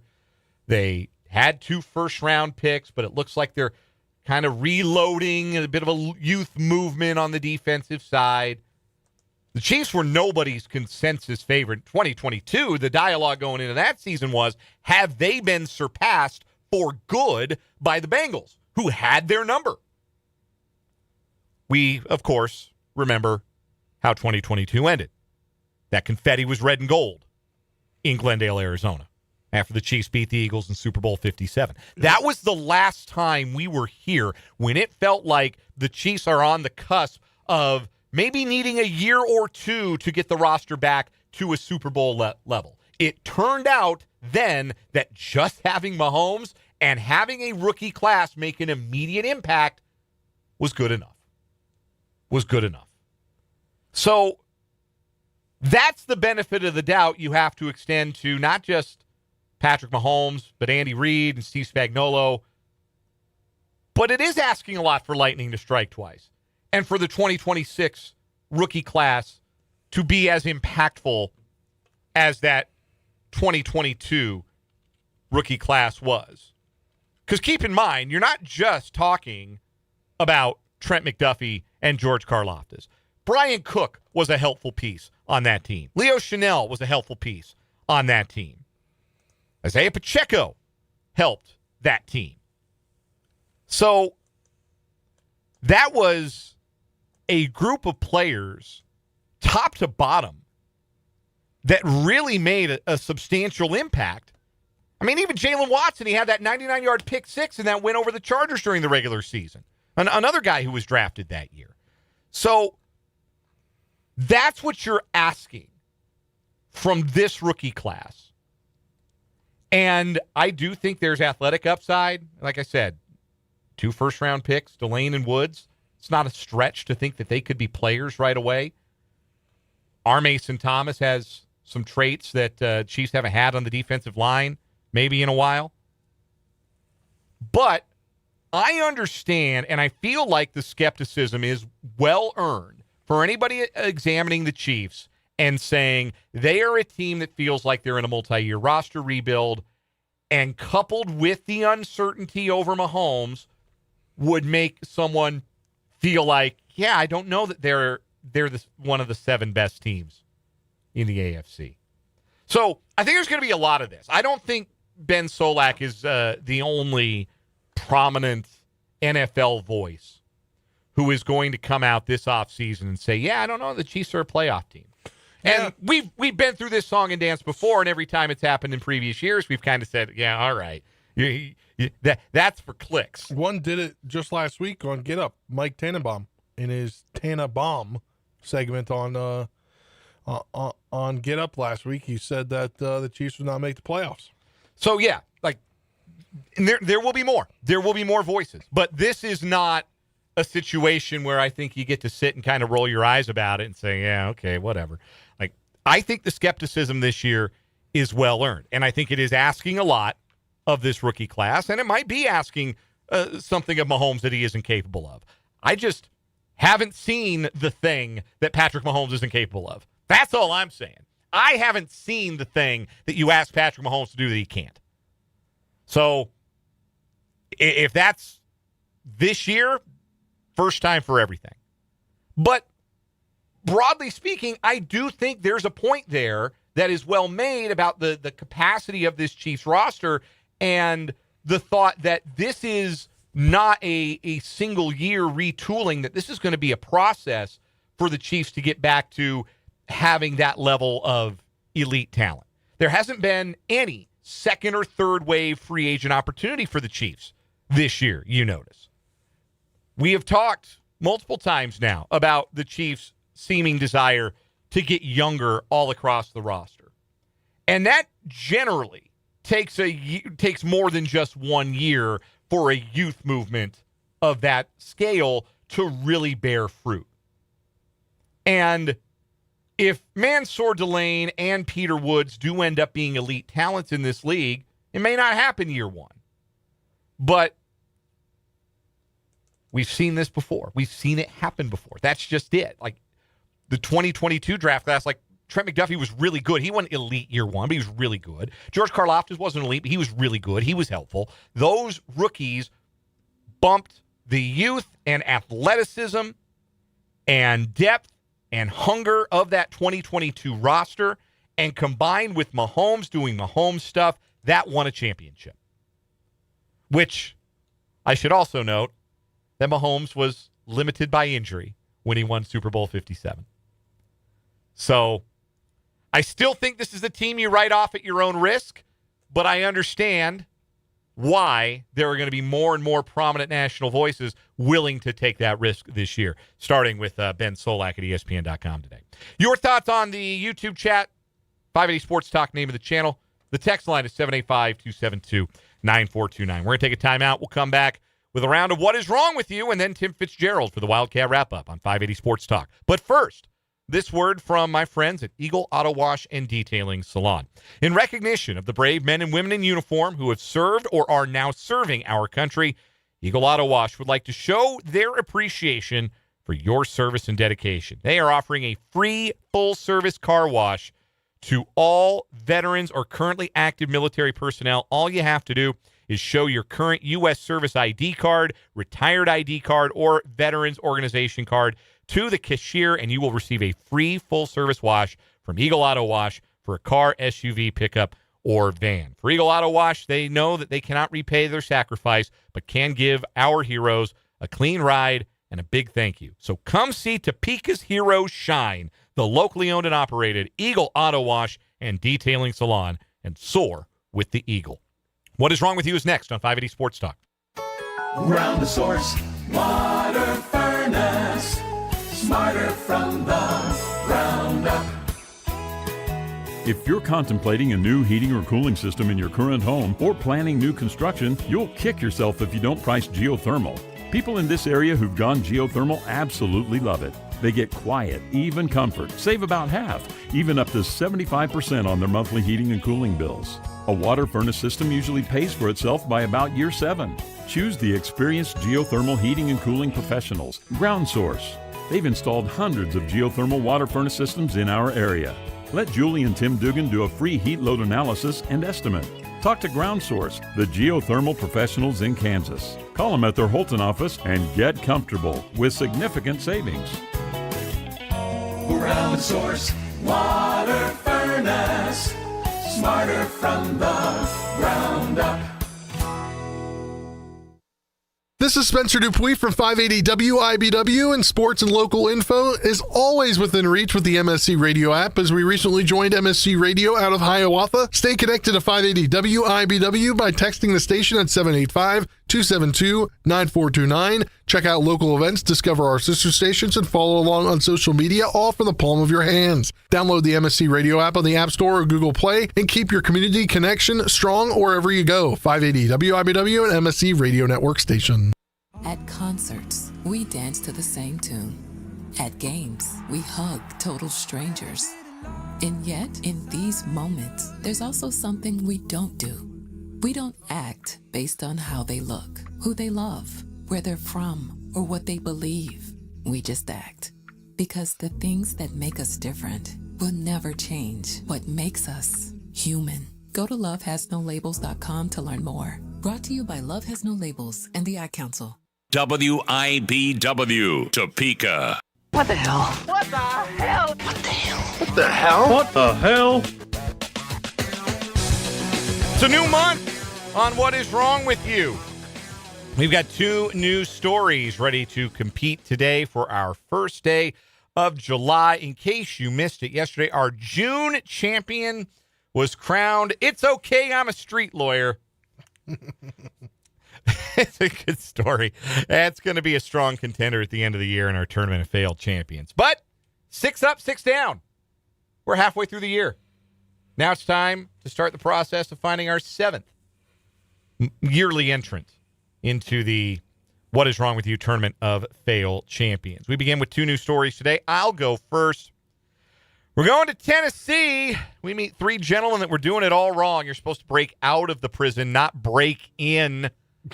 31-year-old Carlos Wilkins, 31-year-old Ladarius Munn, and 24-year-old Jamie Rusan were all charged with aggravated burglary and conspiring to bring contraband into a penal institution, and they were arrested at the Shelby County Penal Farm in Memphis on Tuesday. According to the affidavit, around 2 a.m., 2 men dressed in all black were spotted getting out of the vehicle with several bags on a road near the penal farm. Detectives said they saw both suspects abruptly lie down in the grass, hiding as a patrol vehicle drove through the area. The suspects then proceeded on foot towards the inmate reception area. One suspect used bolt cutters to cut a large hole in a barbed wire fence, while the other retrieved 3 bags and carried them to the fence, handing them through the opening. Detectives said Wilkins was apprehended in a wooded area with 2 bags containing varying amounts of contraband and a pair of bolt cutters, and Munn was apprehended inside the perimeter of the facility with 3 bags containing more contraband. The driver, later identified as Rusan, was later arrested at a home. Investigators said the men tried to smuggle, deep breath here, weed, wraps, cigs, cigarette lighters, vape materials, meds, several cell phones, charging blocks, cell phone batteries, battery covers, a SIM card, a MiFi box, and other items into the correctional facility. If you get this MiFi box set up, that's like remote Wi-Fi essentially, right? Yes. If you're in the prison, it would come up as an available network. I think that's dumb.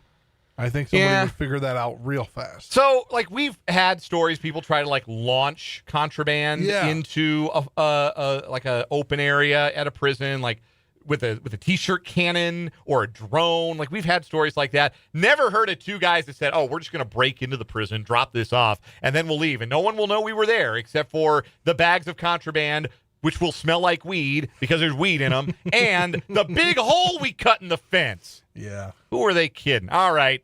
Next story, Spencer. Yeah. Oh, boy. I saw this one. Oh, boy. Go for it.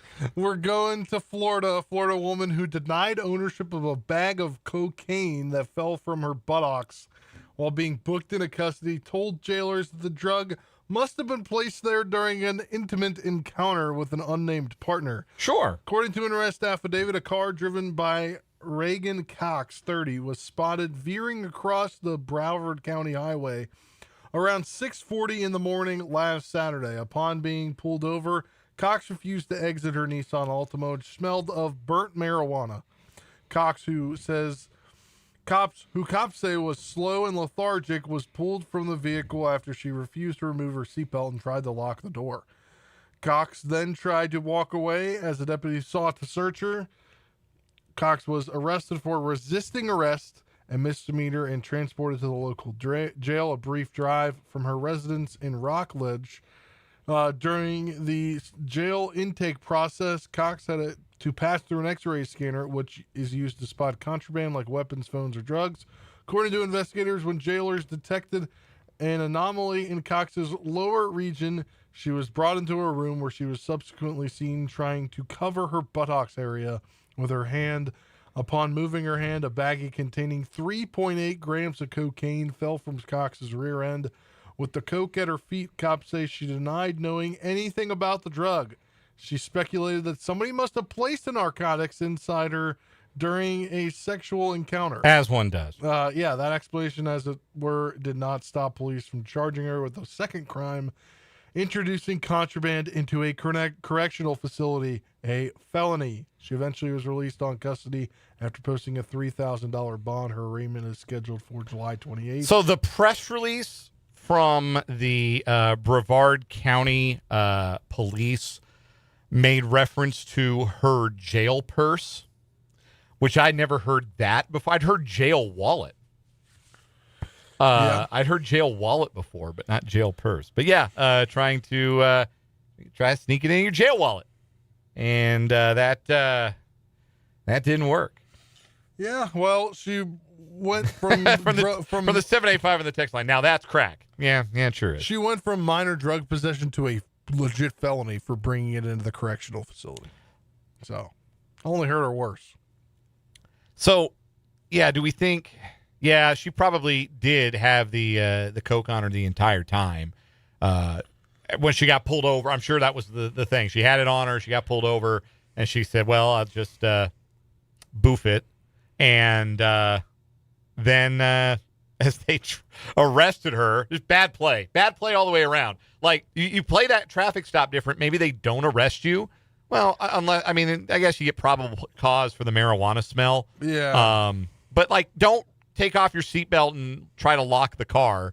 Maybe you got a chance of walking out of there with nobody noticing you've got, as a texter from the 785 puts it, butt crack on you. Butt crack. That's a good one. Maybe you could play it a different way. She chose option B with the jail wallet. Option B for butt. And that's how we ended up there. So again, strong start to the week. Crazies come out in the summer. I'm telling you, the summer stories are always better. I got to go with the guys who broke into the prison. Yeah, Look, why are we breaking into a prison? He broke into a prison, and what did they think was going to happen? Exactly. Did they not think there's surveillance outside of a prison? Did they not think that nobody would notice a giant hole cut into the side? Like, what was the plan? Like, with butt crack woman, like, you understand what her thought process was, right? Like, I gotta hide this crack. I don't have a lot of great options right now. I'll try the jail wallet. Like, you understand that was where her best option was. But these guys, we're gonna sneak some contraband in for our brothers in the struggle, in the doing time. What exactly was the plan? How did they think they were going to get away with that clean? So for the lack of forethought, I'm going to go with the prison break-in today. Me too. Prison break-in is our first winner of the week. It moves to tomorrow on What Is Wrong With You. When we come back, Tim Fitzgerald to GoPowerCat.com for the Wildcat Wrap-Up, sponsored by Tallgrass Windows and Doors on 580 Sports Talk. I'm attorney Tyler Patterson. Big trucks carry heavy loads, and so do their accident claims. At Patterson Legal Group, we lift the weight off your shoulders so you can focus on recovery. We'll work hard to ensure that you receive the compensation you deserve. We have a team of professionals experienced with big truck law, and we'll get to work on your case right away. In a wreck, need a check? Call Patterson Legal Group today. Patterson Legal is the way to go. Call 431-0000. Hi, I'm Ryan Blaney, a third-generation race car driver, and we dedicate a lot of our time to going as fast as possible. My grandpa Lou is the reason why my dad and I started racing, and I'm really proud to follow in his tracks. But when my grandpa was diagnosed with Alzheimer's, it was a very unexpected bump in the road for us. I've learned a lot on this journey with my grandpa Lou, and the memories of my grandpa will always be with me. It's important to notice if older family members are acting differently, experiencing problems with their memory, or having trouble with routine tasks. Talking about Alzheimer's can be really tough. But if you notice something, have a conversation with your loved one. Encourage them to see a doctor or offer to go with them. Early detection of Alzheimer's can give your family time to explore support services, make a plan for the future, and access available treatments. The Alzheimer's Association provides care, support, and research to help you take control of the situation with your family and manage the disease together. If you or your family are noticing changes, it could be Alzheimer's. Talk about seeing a doctor together. Visit alz.org/time to talk. A message from the Alzheimer's Association and the Ad Council. Thought-provoking. Government, I think, is starting to realize that people are really focusing on what they're doing, and that's a good thing. And worth staying up for. We've had plenty of science confirming the ET presence for a long time. Coast to Coast AM. I got a spooky story for you. Didn't walk or run away, it floated away. Encounters with creatures. There were 3. I'm into ghost hunting. Fairly large light. The show that makes you say, what? Overnights on 580 WIBW and FM 104.9. WIBW, Topeka. Timber! Fitzgerald is insane! It's a great day to be a Wildcat. I felt like that would be a bad idea to be all sticky. You win that dang day. I'm not a big fan of sticky. What a great day to be a Wildcat. It's a big Kansas State victory. We are joined on the Fleming Place Wine and Spirits hotline by Tim Fitzgerald, publisher at GoPowerCat.com, part of the 24/7 Sports Network. For the Wildcat Wrap-Up, sponsored by Tallgrass Windows and Doors, who provide high-quality products at affordable prices. You can check out their showrooms in either Wamego or Lawrence, or visit them online at tallgrasswindows.com. Excellence without exception. That's Tallgrass Windows and Doors. Understand Fitz is in transit today, so we are out to him and expect that he will be able to join us here shortly. It's that slow time of the year over at GoPowerCat.com, but the crew over there is still churning out great stuff. If you're a VIP subscriber, you've got access to all of the staff's insight into the Wildcats, including Ryan Gilbert's thoughts on men's basketball, Cole Carmody's recruiting insight, and, of course, the great Tim Fitzgerald. He's got his daily deliveries on their YouTube channel, which you can subscribe to as well. You should subscribe to that and then go subscribe to our YouTube channel. 580 Sports Talk is the name of the YouTube channel. Again, 580 Sports Talk on YouTube. So we're out to Tim Fitzgerald. We're going to talk to Fitz when we do connect with him today about what he's concerned about, what he's optimistic about as it pertains to Kansas State on the gridiron in 2026. I laid some of this out. On yesterday's show, we talked about what our concerns were. Today's show, the 3 o'clock hour, talked a little bit about how Kansas State can overachieve. And I think for Kansas State, a lot of it is just in-house, being better at the little things, not having some of the lapses in concentration, lapses in focus, lapses on easily convertible third downs, or third downs where you ought to be able to routinely get a stop. Just think Kansas State was a team that got away from attention to detail even over the last couple of years. I mean, gosh, you even go to the Big 12 championship year, they lost a home game to Tulane that they really didn't have any business losing. And that was a criticism of the Chris Kleiman era, the last handful of years, that I think was a valid criticism, that Kansas State would lose games that it had no business losing. Kansas State would lose to teams that they should have beaten, would lose games, would lose from winning positions that they should not have lost. And that's not to say that, Kansas State should have gone undefeated every year of the Chris Kleiman era, but certainly last season feels different if they win that game in Dublin, which they very well could have. The season before unfolds differently down the stretch if they don't lose that rain-soaked game at Houston. And again, even in that Big 12 championship year, there was that loss to Tulane at home that this year's edition of K-State football will hope to not reprise when the Green Wave come to visit in Week 3. So just being a little sharper on that side of things for Kansas State this year. And obviously the macro level of that is, win the games you're supposed to win. Win the games where you're substantial favorites, where you're the quote-unquote better team. But also from the micro perspective, it's that third down improvement. Being better at executing, being better at play calling on offensive third down. I think last year the issue wasn't as much about the execution always as it was about why are you putting your players in that position with that play call in the first place. Why on 3rd and 2 are you throwing the ball to a tight end behind the line of scrimmage with no block in front of him? Why is Avery Johnson not more of a threat on third downs with his legs? Those were the kinds of things that really hurt Kansas State last season and really contributed to their 6-6 finish.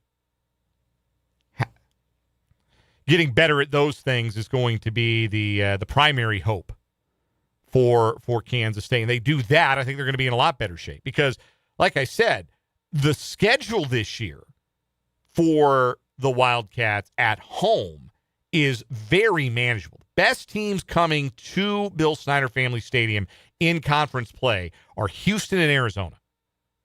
And I think Houston will be good. I think that team has a ceiling of being a Big 12 contender. And I think Arizona was good last year. Arizona also had a mess of turnovers. They were plus 18, something ridiculous in turnovers last year. And all the guys responsible for those turnovers were in their secondary, and they all got drafted. They're all gone.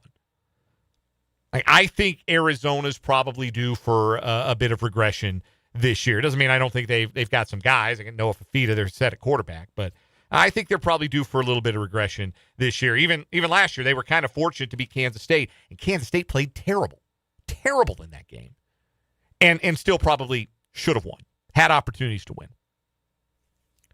So I say that to say it's a very manageable home slate, and I think they're going to be favored in all 7 home games. Unless, if Houston goes and beats Texas Tech, then I would think that Houston will probably be favored going to Manhattan the next week. Maybe not. Maybe that's an overreaction. But Houston will play. I think that's how the schedule lies.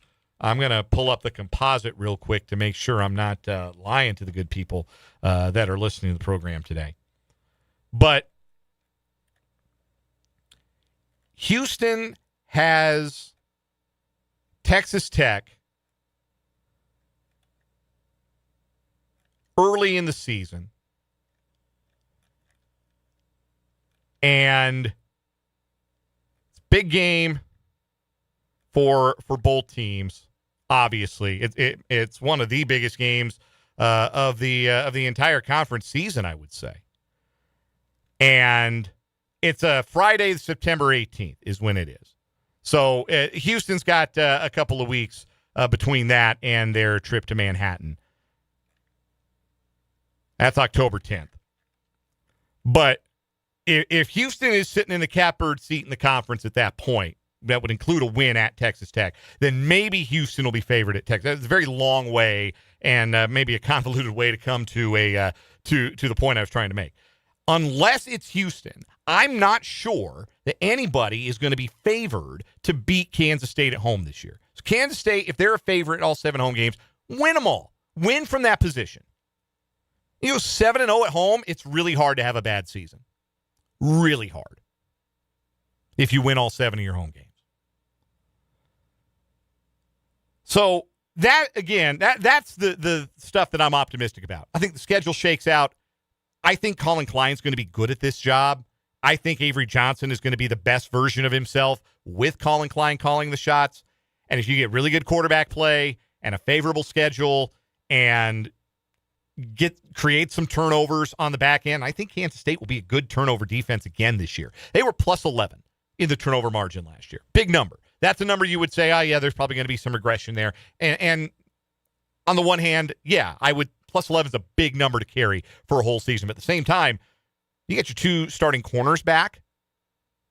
I think the secondary is going to be a strength. They're going to have to figure out how to rush the passer.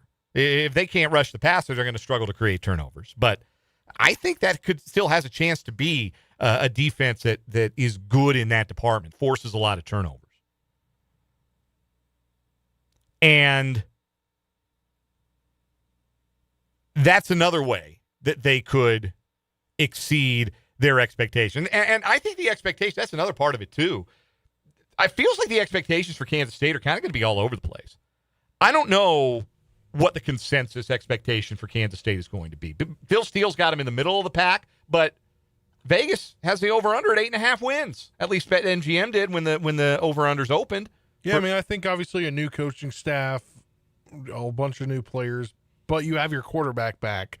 And you have, some key guys in the offense that are back as well. So I think it's kind of like you're tipping the scales both ways right now. We unknown exactly what's going to come from the offense. Right.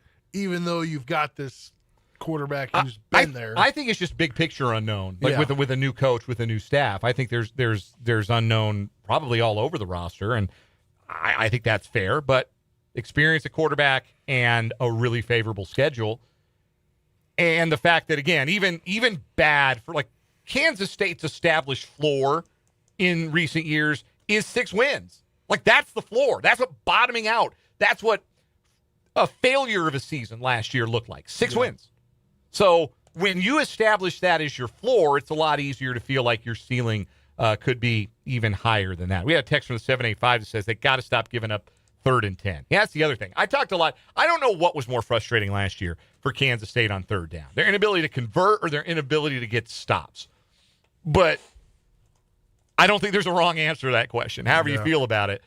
But, yeah, they're going to have to be better. Like, I really feel good about K-State's secondary. I think Donovan McIntosh and Zayshawn Rich is as good a cornerback duo as there is in the Big 12. And Kansas State always seems to find their way to some solid safety play. They always rate well in Phil Steele's pass defense rankings. They were 22nd in the country in his pass defense rankings last year. But if they can't get after the quarterback, then that's going to hang that secondary out to dry. Good news is they got Wendell Gregory, and he's the kind of talent you can build a pass rush around because he's going to be the kind of guy that's going to deal with some double teams, and you can figure out some things around that. We'll see how aggressive, how blitz-happy Jordan Peterson's going to be. Joe Klanderman loved to blitz and needed to because you only had 3 down linemen, so you had to bring pressure from somewhere. You couldn't just bring 3 every down. So you had to bring somebody from some kind of a different angle. But I think I would be more optimistic about the defensive line piecing it together than I am. I'm still where I'm really bearish is the offensive line. That's where I'm going to need to see the proof that there's a standard at Kansas State, and that standard hasn't been met in recent years. And got to hope that this group can take a step forward. They're going to need to. They've got some valuable merchandise in that backfield that they've got to protect, and they got to keep upright.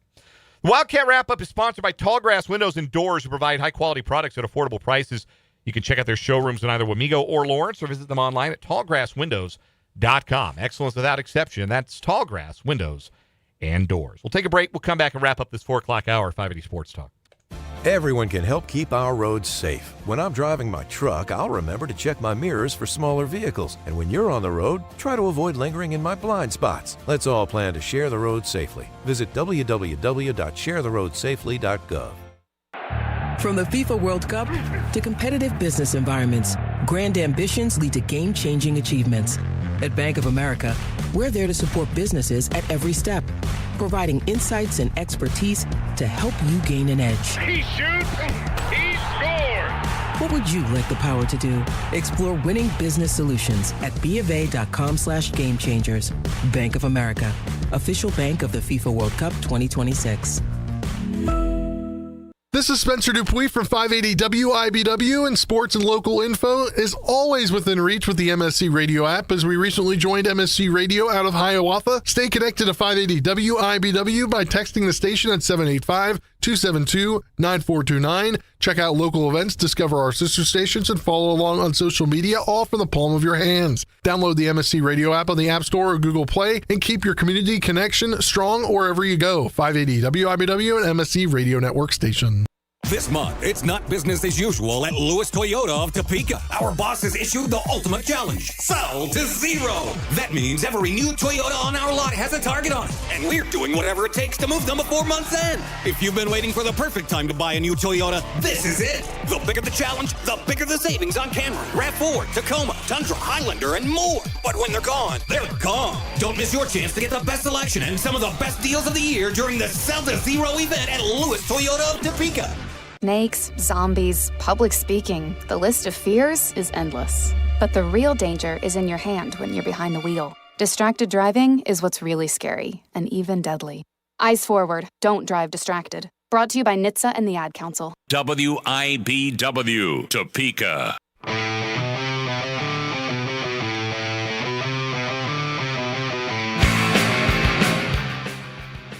Dan and Spencer with you on 580 Sports Talk, 4:54 on this Wednesday afternoon. What was your thought, Spencer, on what maybe you're most optimistic about with regards to K-State football for 2026? I want to give you a chance to weigh in on that today. Talked about that in the 3 o'clock hour. You weren't in, obviously. So what are you maybe most optimistic about for driving overachievement for Kansas State relative to expectations in 2026? I think a lot of it has to do with how connected coach and quarterback can be. right? Like, I think that it all starts with quarterback, and you've got Colin Klein, and you've got Avery Johnson, and Avery Johnson could have left, chose to stay. Avery Johnson attended a camp, I believe, years ago when Colin Klein was in college. I think that's correct. Saw a picture on social media of that, and I think that is the most important thing, is the relationship between coach and quarterback if it's an offensive coach. And I think this could be the right fit this year. And I think if coach and quarterback are on the same page and quarterback's got what he needs around him, it could be a great year for K-State. Yeah, I have a problem seeing Kansas State struggling and Avery Johnson having a great year. Yeah. Like, if we get the best of Avery Johnson that we've ever gotten, we've ever had a chance to see in 2026. We're seeing a 10-plus win season. That's on the table. 9-10. That's on the table because the schedule is not imposing. No Tech, no BYU, no, impossible road games. You can't lose the games you should win. Right. Yeah, and that goes to what I was discussing. Like, you have to make sure nothing slips. Yeah. You don't have anything that you give away. And, yeah, too often the last couple of years felt like Kansas State gave away games they shouldn't have been given away. Got to tighten up that attention to detail this year. And that gets a lot easier. It's with a senior quarterback if they're performing at a high level. And I think that it wouldn't be fair, wouldn't be accurate to say that Avery Johnson hasn't been good. But it also is fair, I think, to say it feels like there's more. It feels like there's another level that he could potentially get to. And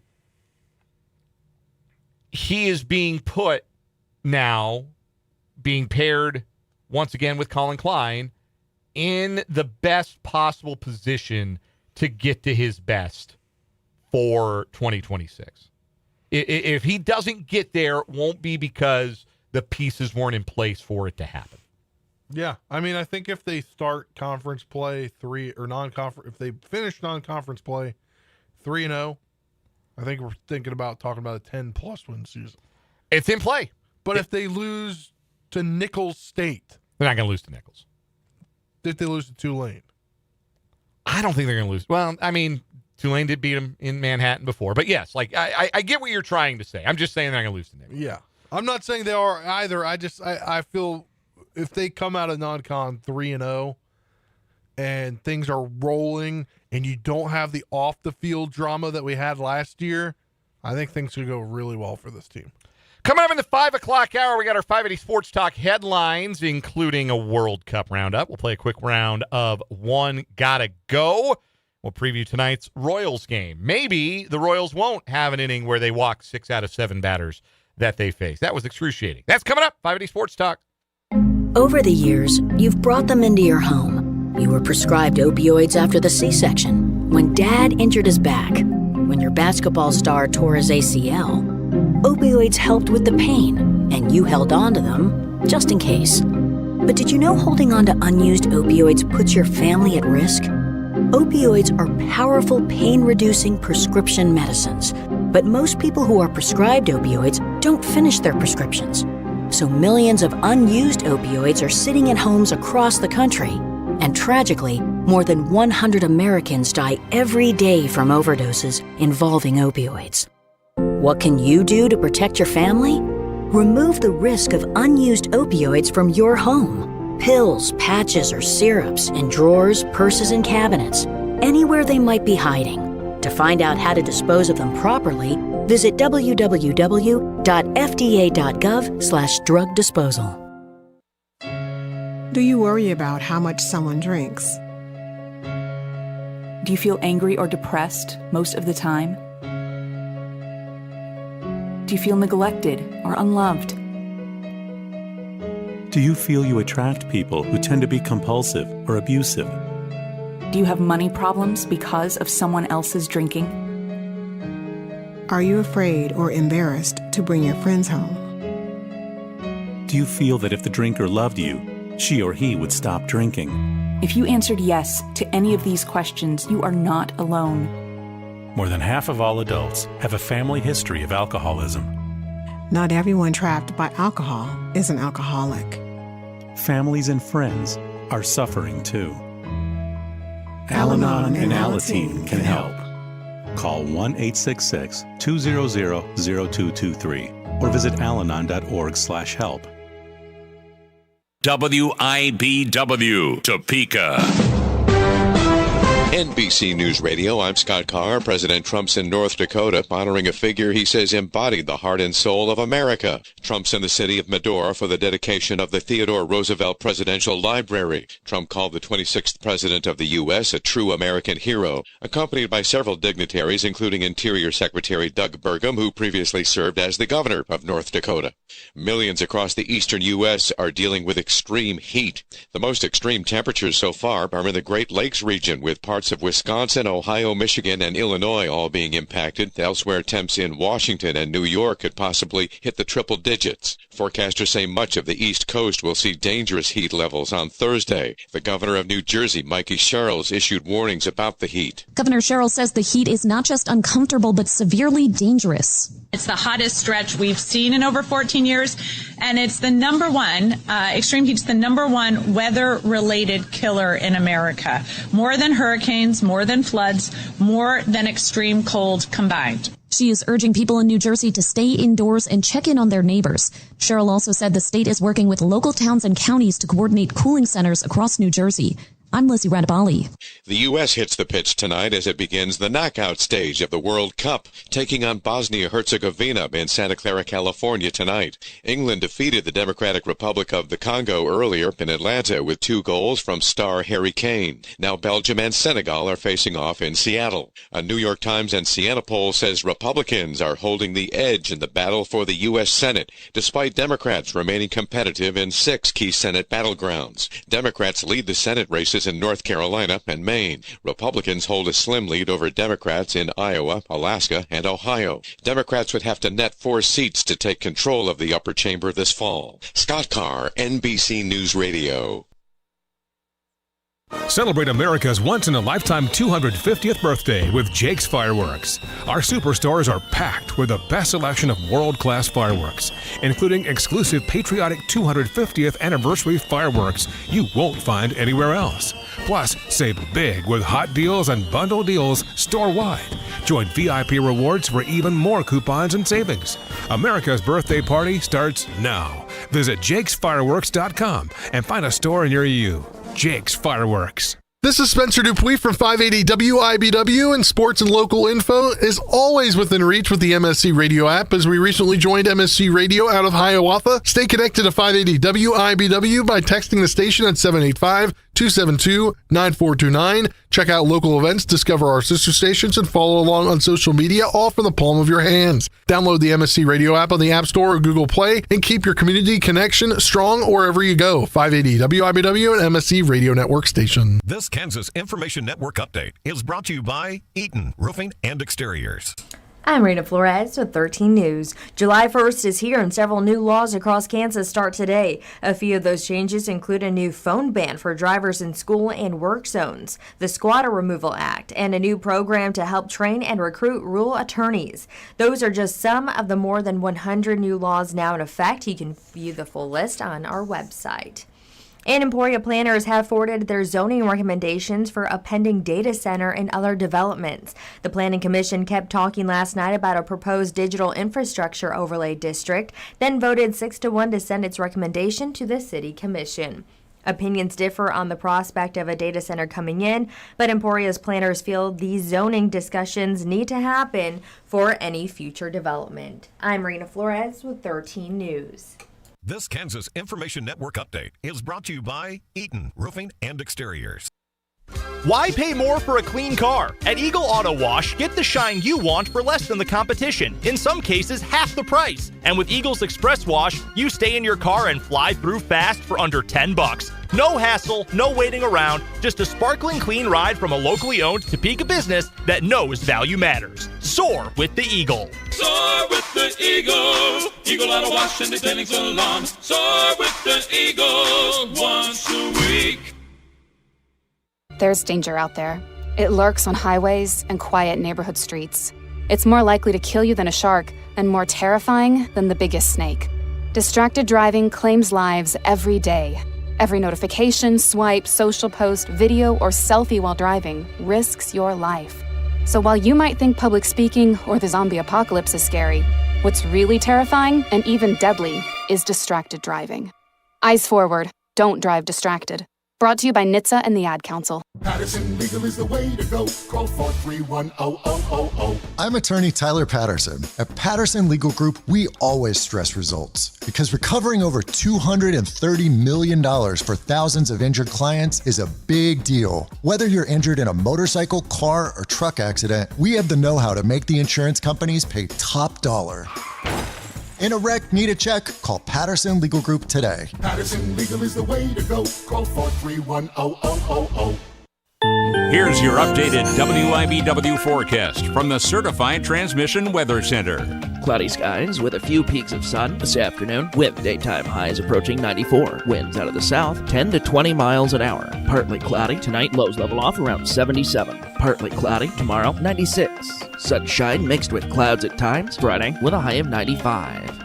97, slight chance of thunderstorms Saturday. I'm staff meteorologist Ray Miller. Currently 92. On air and online at 580WIBW.com.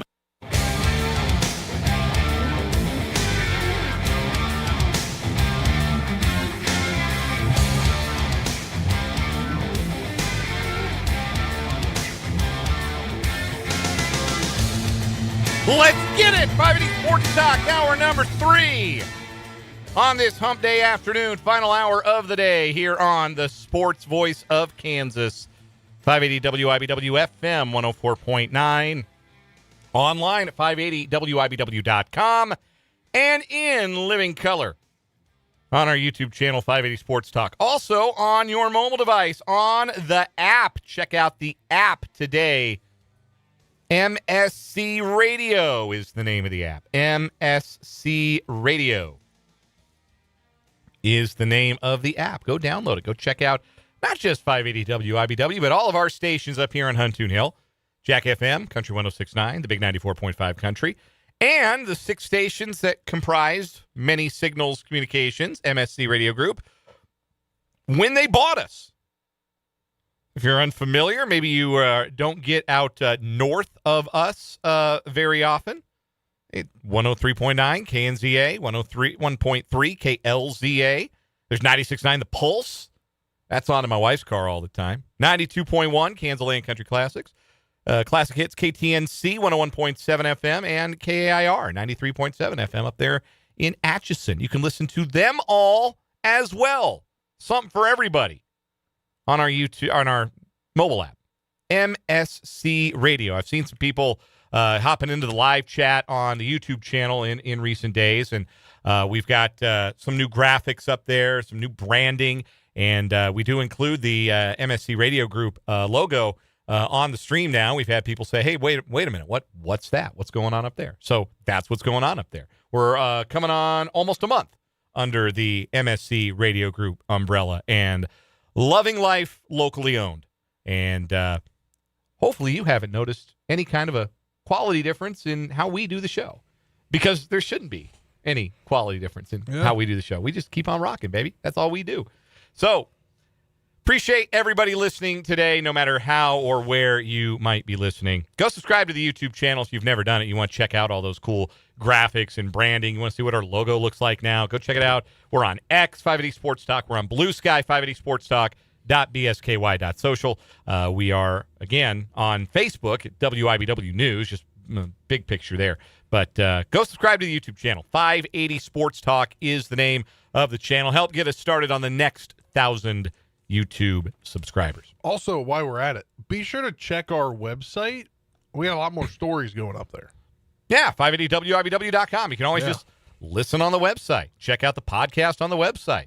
Always got 580WIBW.com available to you.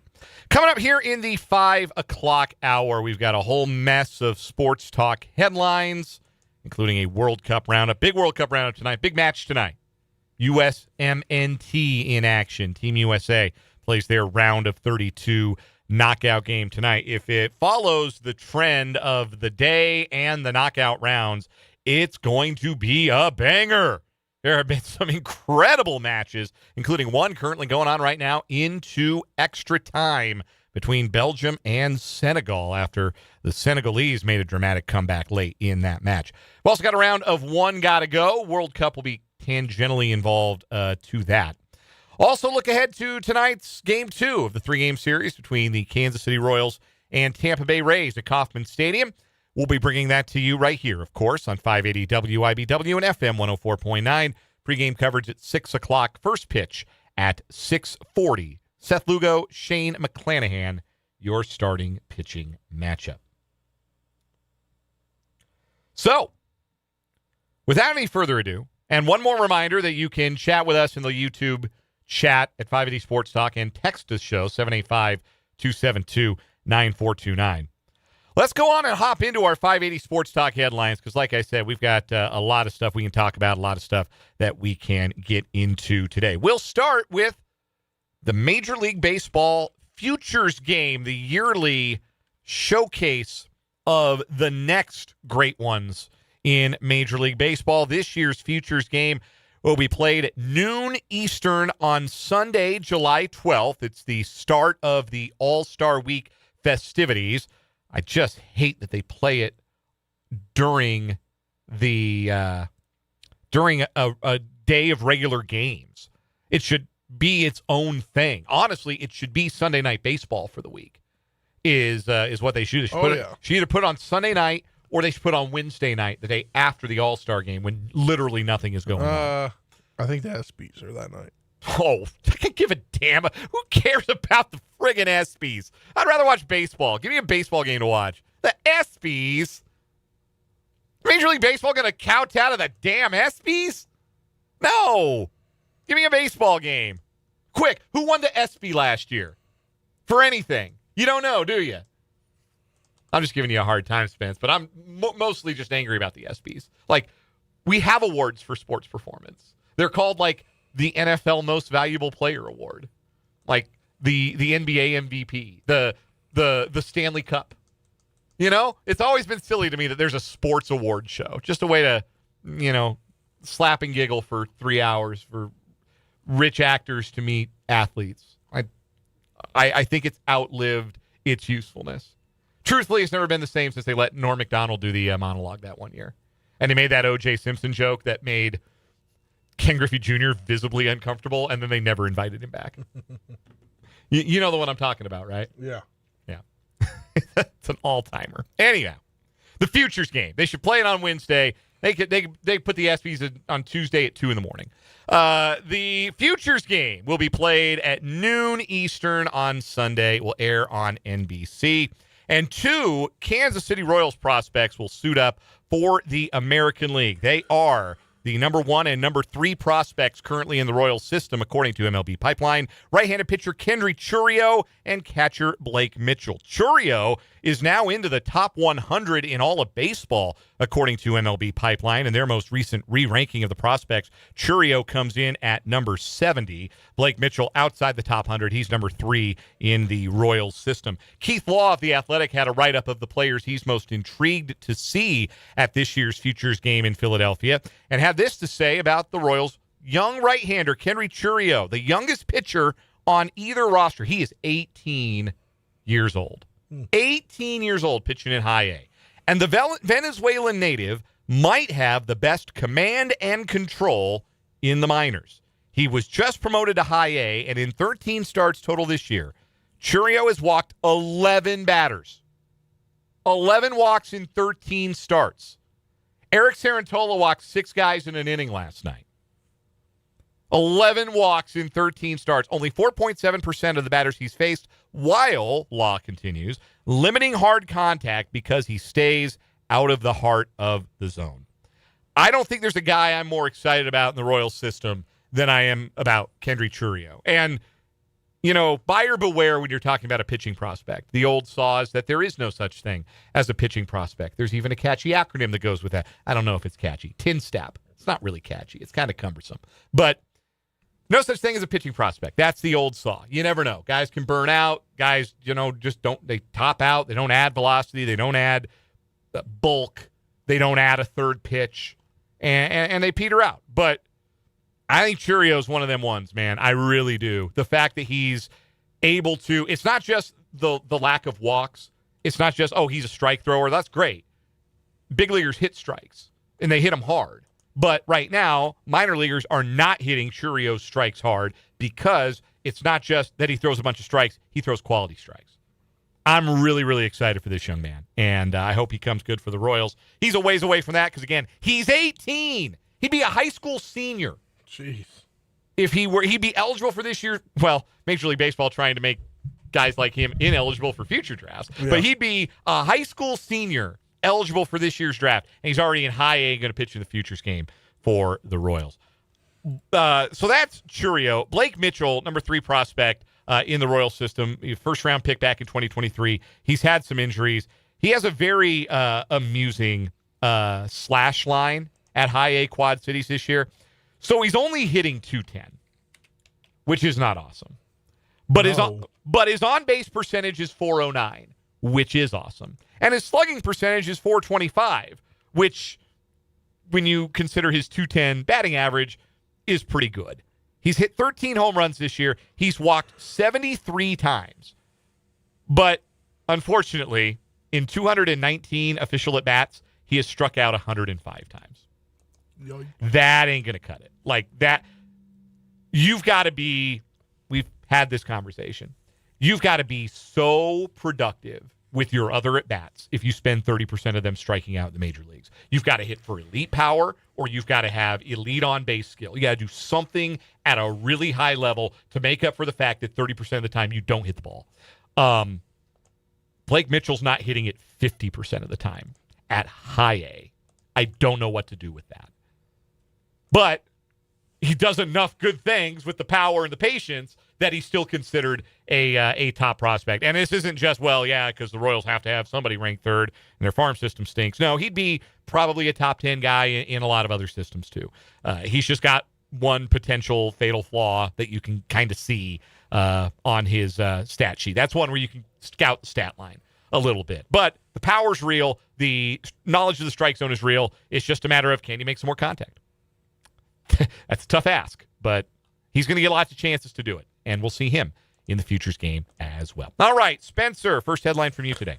First headline, the Kansas State men's basketball non-conference schedule continues to be coming together. Obviously, Casey Alexander had a little late start to get everything figured out, what was still on the books and what wasn't on the books, a lot not on the books. So he is putting together a schedule. We know they're going to play Wichita State again this year. I believe that game, is that game going to be in Manhattan? Or is that game going to be in, no, I think it's going to be in KC. No, the Wichita State game is going to be the Wildcat Classic, yeah. Yeah. Well, another non-conference game has been reported, this time by John Rothstein of CBS. K-State will host Little Rock on December 18th as part of the non-conference schedule. What are they? The Trojans? They are the Trojans. Little Rock Trojans. Went to won a first-round game. Might have even gone to a Sweet 16 under Chris Beard. They beat Purdue, I'm pretty sure. That's how Chris Beard got emerged into prominence.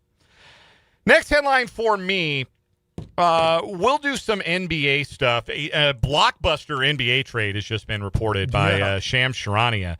That we'll just go ahead and do that. This breaking news that the Boston Celtics have agreed to trade Jaylen Brown to the Philadelphia 76ers in exchange for Paul George, 2 first-round picks, and 2 second-round picks.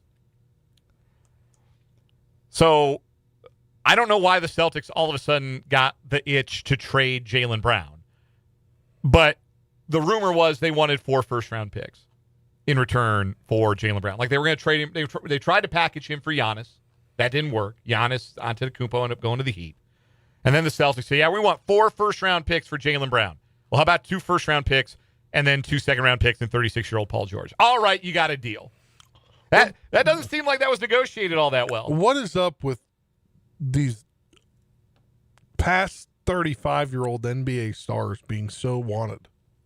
I mean, they still play. Like, George is still an effective player. I don't know that he's part of your championship mix. Celtics just traded their second-best player. I'm not sure Paul George is good enough to be the second-best player on a championship-caliber team. Yeah. But, that's a strange one. from the association that just went down today. You got another NBA headlines a little closer to home. Speaking of the Philadelphia 76ers, Spencer, that we could talk about. Yes, the 76ers and free agent forward Dean Wade have agreed to a 4-year, $39 million deal.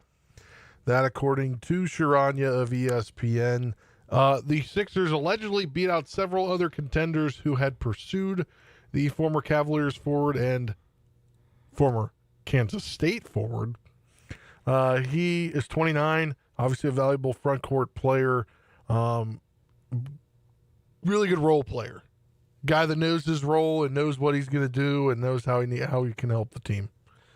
He is going to the Sixers on a 4-year, $39 million deal. Also, former KU Jayhawk Kelly Oubre Jr. is reportedly signing a 2-year deal worth $17 million with the Pacers.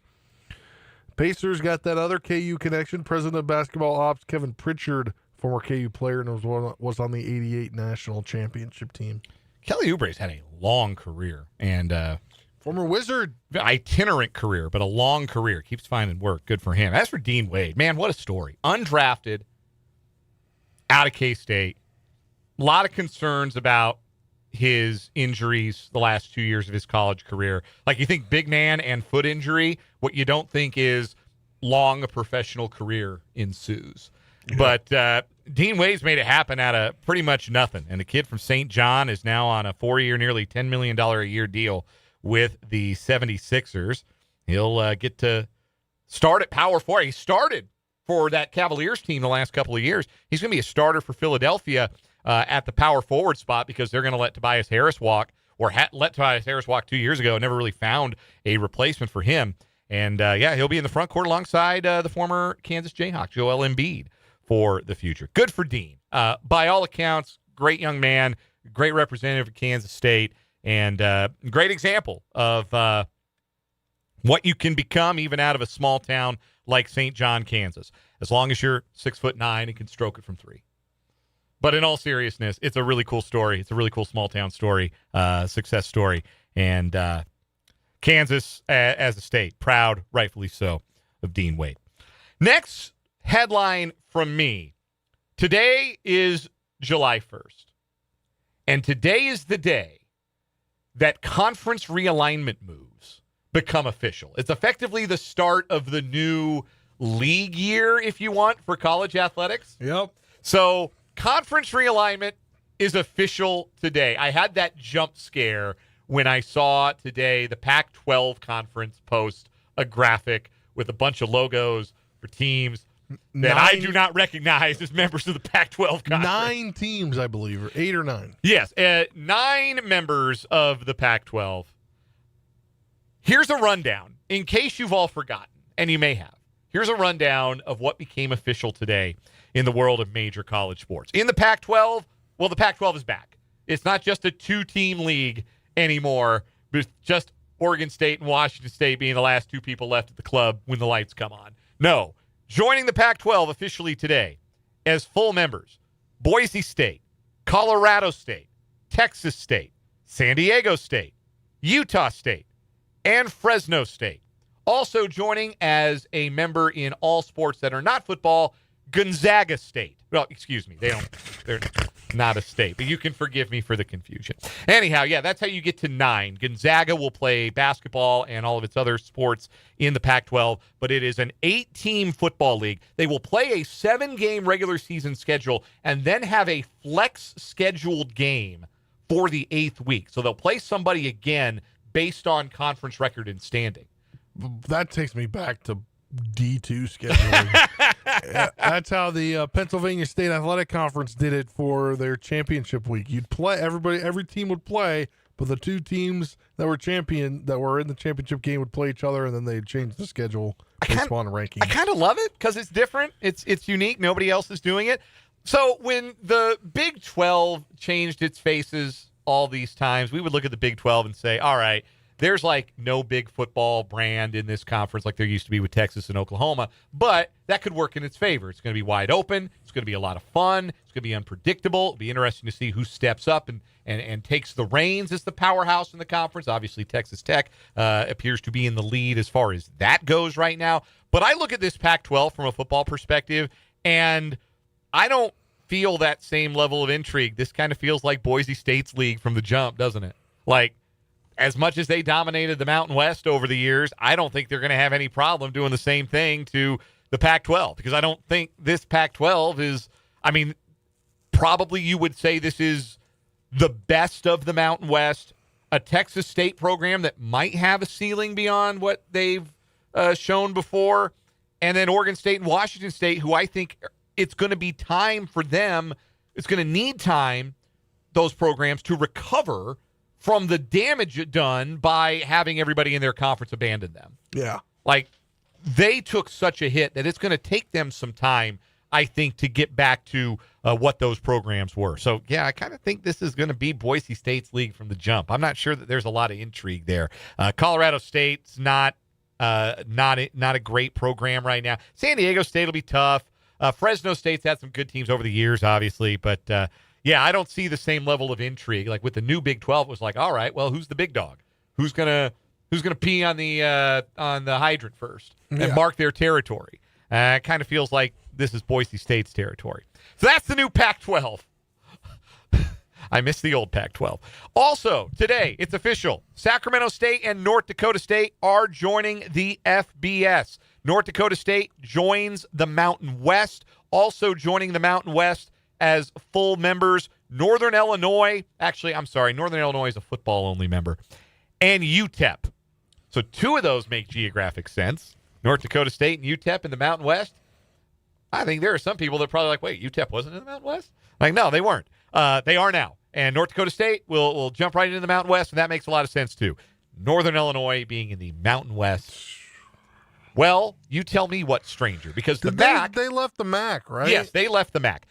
They were the furthest west member of the Mid-American Conference. But it wasn't that far west. Right. Well, now the MAC has a new furthest west member, and it's Sacramento State, as in Sacramento, Hilarious. California. Hilarious. So funny. And so you had mentioned this the other day, Spencer, and we didn't dive into this headline, but the NCAA, I think last week, made the announcement that they are no longer going to put postseason restrictions on teams that make a jump up in competition. So, like if you were D2 and you jumped up to D1, you weren't eligible. And this might only be a football rule, actually, now that I'm thinking of it. Yeah. But if you jumped up from 1AA or Division II or Division III to Division I, you could not be bowl eligible for a period of 2 years.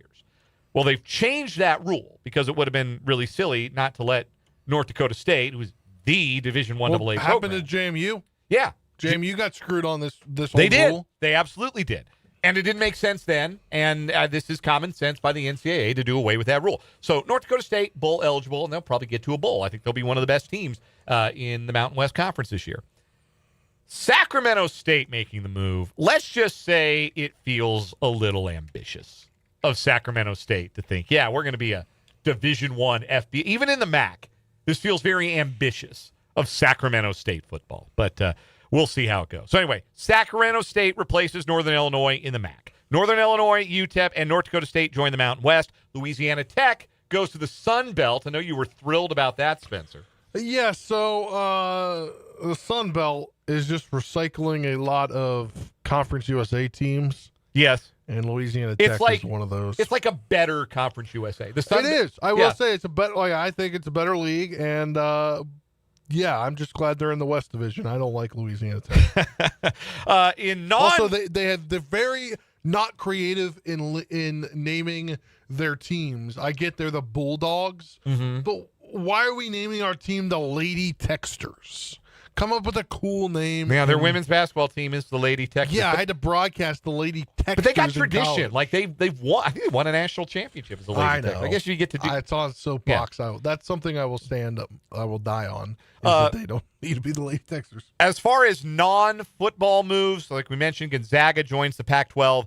UC Davis, Grand Canyon, and the rest of Hawaii's athletic department are joining the Mountain West today. So UC Davis is going to remain 1AA in football, but they're going to play Division I in all other sports. Grand Canyon, which had been in the WAC, which no longer exists, is joining the Mountain West. They don't have football. And Hawaii's athletic department outside of football had been playing in the Big West, which is not a football conference. Well, it is, but it's a 1AA football conference. And so now the rest of their athletic department will move from the Big West to the Mountain West. So now you're all caught up, and now you can sound smart. When somebody says, man, I can't wait to see Boise State play Air Force this year, you can say, they don't play anymore. They're in different leagues, because that makes sense.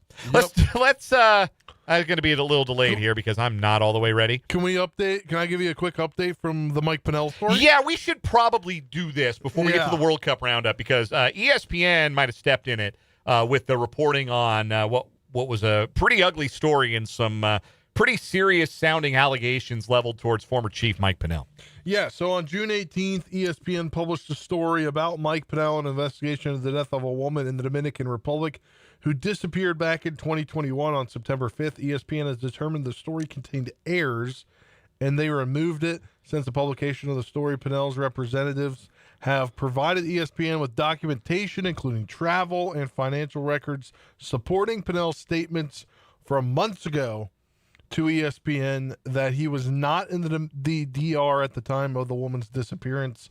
His representation also issued a statement, a very lengthy one, but that says basically, in part, these past few weeks have been a nightmare for Mike. He is relieved to have all this behind him and is excited to resume his football career, end quote. So it was a very damning article as published by ESPN, but apparently Mike Pennell had the evidence on his side. And once that evidence was revealed to both local authorities and to reporters covering the story, ESPN took the rare step of just pulling the story entirely and saying, you know what? We messed up. Yeah. You got to do it.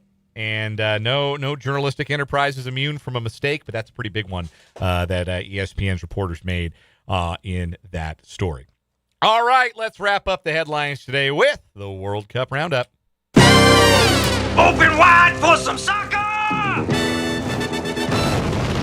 They are still playing in the second of 3 knockout round games today, as in Seattle, Belgium and Senegal are level at 2 goals apiece. Senegal took an early lead from a Habib Diarra goal in the 25th minute, doubled their money as Ismaila Sarr scored in the 51st, but Belgium scored twice in the final 5 minutes of the 90. First, it was Romelu Lukaku in the 86th minute, and then Yuri Tielemans in the 89th minute with the tying goal. They're in the 114th minute, so 5 minutes left roughly in extra time, and if there is no goal in those 5 minutes or no leader in those 5 minutes, remember, no golden goal, so theoretically both teams could score and we could be tied at 3. But if the game is still tied in the next 5 minutes, they will go to penalties. There was also drama in the first match of the day today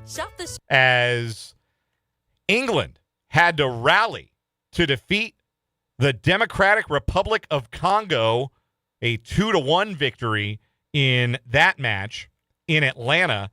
Congo scored early. One of my favorite subplots of the tournament was they kept putting the Democratic Republic of the Congo on the screen as DR Congo.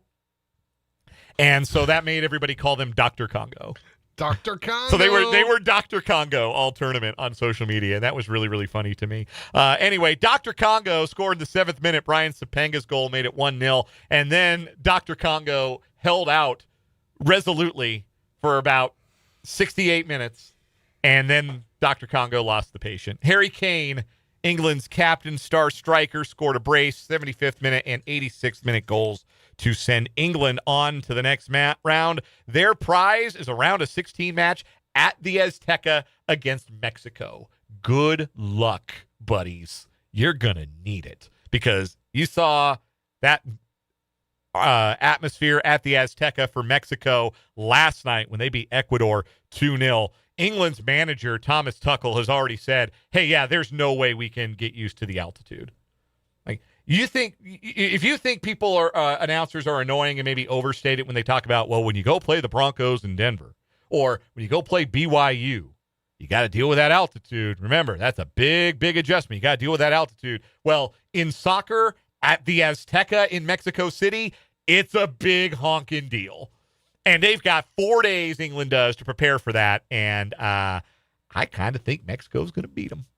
I kind of think that's how that's going to go down. So anyway, you've got Senegal and Belgium still playing. Winner of that match will take on the winner in the round of 16 between today's third and final match. It's Team USA taking the pitch. They will face Bosnia and Herzegovina. That match is at Santa Clara Stadium, the erstwhile Levi's Stadium, as Team USA tries to advance to the round of 16. The last time the U.S. played Bosnia and Herzegovina was in an international friendly in 2021, December 2021. Team USA was a 1-0 winner. Obviously not much you can take from that, but big opportunity for the United States to advance to the round of 16. They'll have the home crowd behind them. It's a 7 o'clock kickoff tonight, and it's about the time when the bandwagoners hop on, and hard to say I blame them. I mean, I'll be there. I'll be watching tonight. I'm bandwagoning Team USA. I'm not ashamed to say it. Me too. So, yeah, we'll be looking forward to that tonight, and we'll recap it on tomorrow's World Cup Roundup. When we come back, a round of one gotta go next on 580 Sports Talk. In Washington County, Kansas, agriculture isn't just our past. As the #1 county in the state for lowest cost of living, it's our future. From family farms to ag innovators, this is where hard work meets opportunity. We've got room to grow, reliable broadband, our revitalization program, and a community that understands ag business from the ground up. If you're ready to plant new roots or expand your operation, Washington County is ready for you. Learn more at WashingtonCountyKSED.com. Stay connected with agriculture. The White House Economic Recovery Group includes agriculture leaders, guests that are movers and shakers. It's a pleasure, as always, to bring on to the program Kansas U.S. Senator Jerry Moran. Greg, good morning to you. I'm pleased to be with you and our listeners this morning. Ag news that keeps you ahead of the game. When none of us like to be told by anybody what we're supposed to do or can do or can't do. Weekday mornings 5 to 7 on 580 WIBW and FM 104.9. Farming is dangerous. There's dangers all around us. We go through safety training and try and do these things to make sure accidents don't happen. You don't want to hit a gas pipe because that's your life. The other part of it is if you hit certain things, you're liable for it. Farm Safe 811 starts with you. Always call 811 and wait for any underground lines to be marked. Always keep safety in the back of your mind. Just stay humble. For more information, go to farmsafe811.org. This month, it's not business as usual at Lewis Toyota of Topeka. Our boss has issued the ultimate challenge, sell to zero. That means every new Toyota on our lot has a target on it, and we're doing whatever it takes to move them before month's end. If you've been waiting for the perfect time to buy a new Toyota, this is it. The bigger the challenge, the bigger the savings on Camry, RAV4, Tacoma, Tundra, Highlander, and more. But when they're gone, they're gone. Don't miss your chance to get the best selection and some of the best deals of the year during the Sell to Zero event at Lewis Toyota of Topeka. WIBW Topeka. I'm so sick of these people. You know. You are the weakest link. Goodbye. You're ugly. You're disgusting. I'm going to kill you. Give me $200. Well. Let's play a little One Gotta Go on 580 Sports Talk today. Spencer, I have for you the 4 countries that, according to the current FanDuel odds, are most likely to reach the World Cup semifinals. And I want you, One Gotta Go today for me is which country of the 4 you'd least want to visit or least care to visit. Those countries are France, Argentina, Spain, and England. Repeat them again. France, Argentina, Spain, and England. You got round-trip tickets to 3 of the 4. You got to leave one of them on the table. Oh, I think Argentina, only because I don't know a lot about Argentina. I know a lot about Spain, France, and England. Sure. So there's places that I know I'd want to see is I get by that point. Like, I wouldn't be going blind. Sure. If I went to Argentina, I think I'd go in blind and be very confused and get lost really easily. I think you'd eat better there than you would in Spain. Spanish food, not great. It's Mexican food that's really rules. Spanish food, it can be a little iffy. But you'd eat better in Argentina. I can guarantee you that. Also, there are 30 national parks in Argentina. And I didn't know this. Yes. This was all off top head. So. According to the Tourism Bureau, it is the top international destination in South America. But, yeah, I don't know a lot about Buenos Aires or Argentina either, which actually kind of might make it fun to go see things that, hey, maybe these aren't, it's not Big Ben. It's not the Eiffel Tower. It's not Sagrada Familia, but it's also really cool. They got a glacier. There's a lot going on in Australia. Or Argentina. A lot going on in Australia too. I guess I understand Argentina being the odd one out there, but let me flip the question then. Of the other three, France, Spain, England, which one would you most want to visit?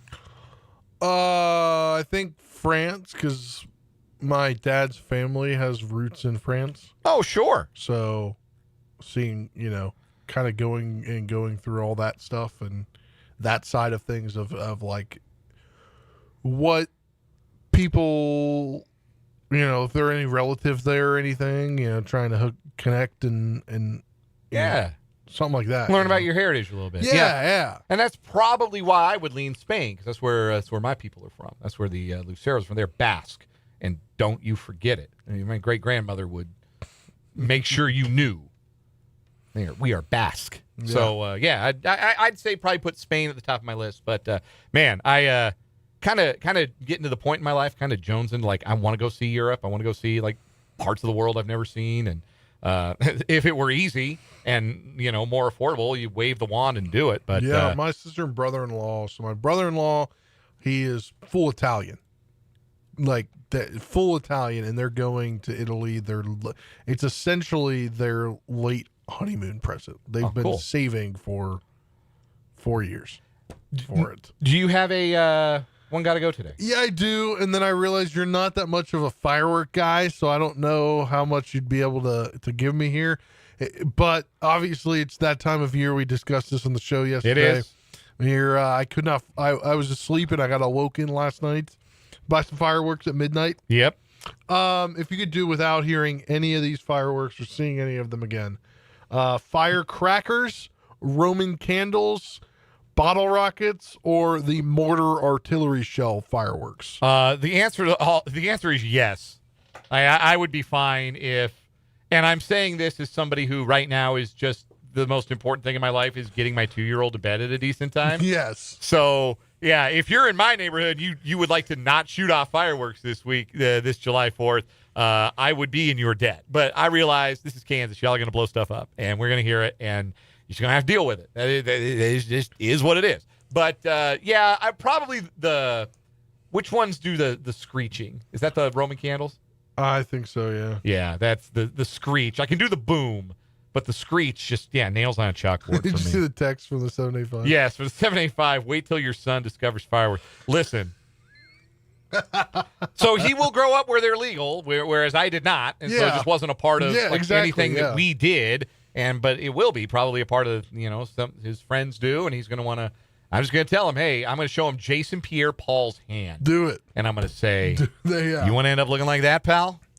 I don't think you do. Another one got to go from the same texter. I want to get to this from the 785. One got to go World Cup edition. Kylian Mbappe, Cristiano Ronaldo, Lionel Messi. That is so easy. Texter from the 785. Cristiano Ronaldo, most overrated player in the history of global soccer. He's a penalty merchant. That's all he does is score penalties. He doesn't do anything else well on the pitch, just score goals. And lately, it's just score penalties. That's why they called him Penaldo. Also, bad guy.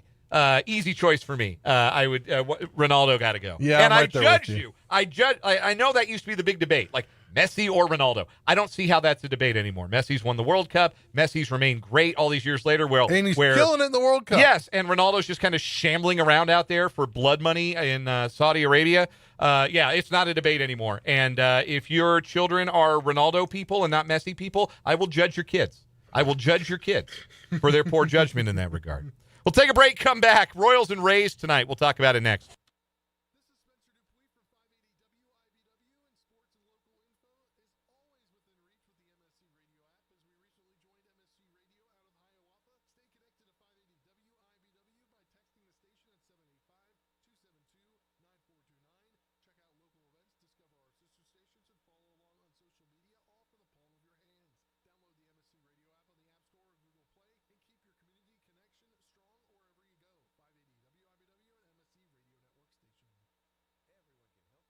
roads safe. When I'm driving my truck, I'll remember to check my mirrors for smaller vehicles. And when you're on the road, try to avoid lingering in my blind spots. Let's all plan to share the road safely. Visit www.sharetheroadsafely.gov.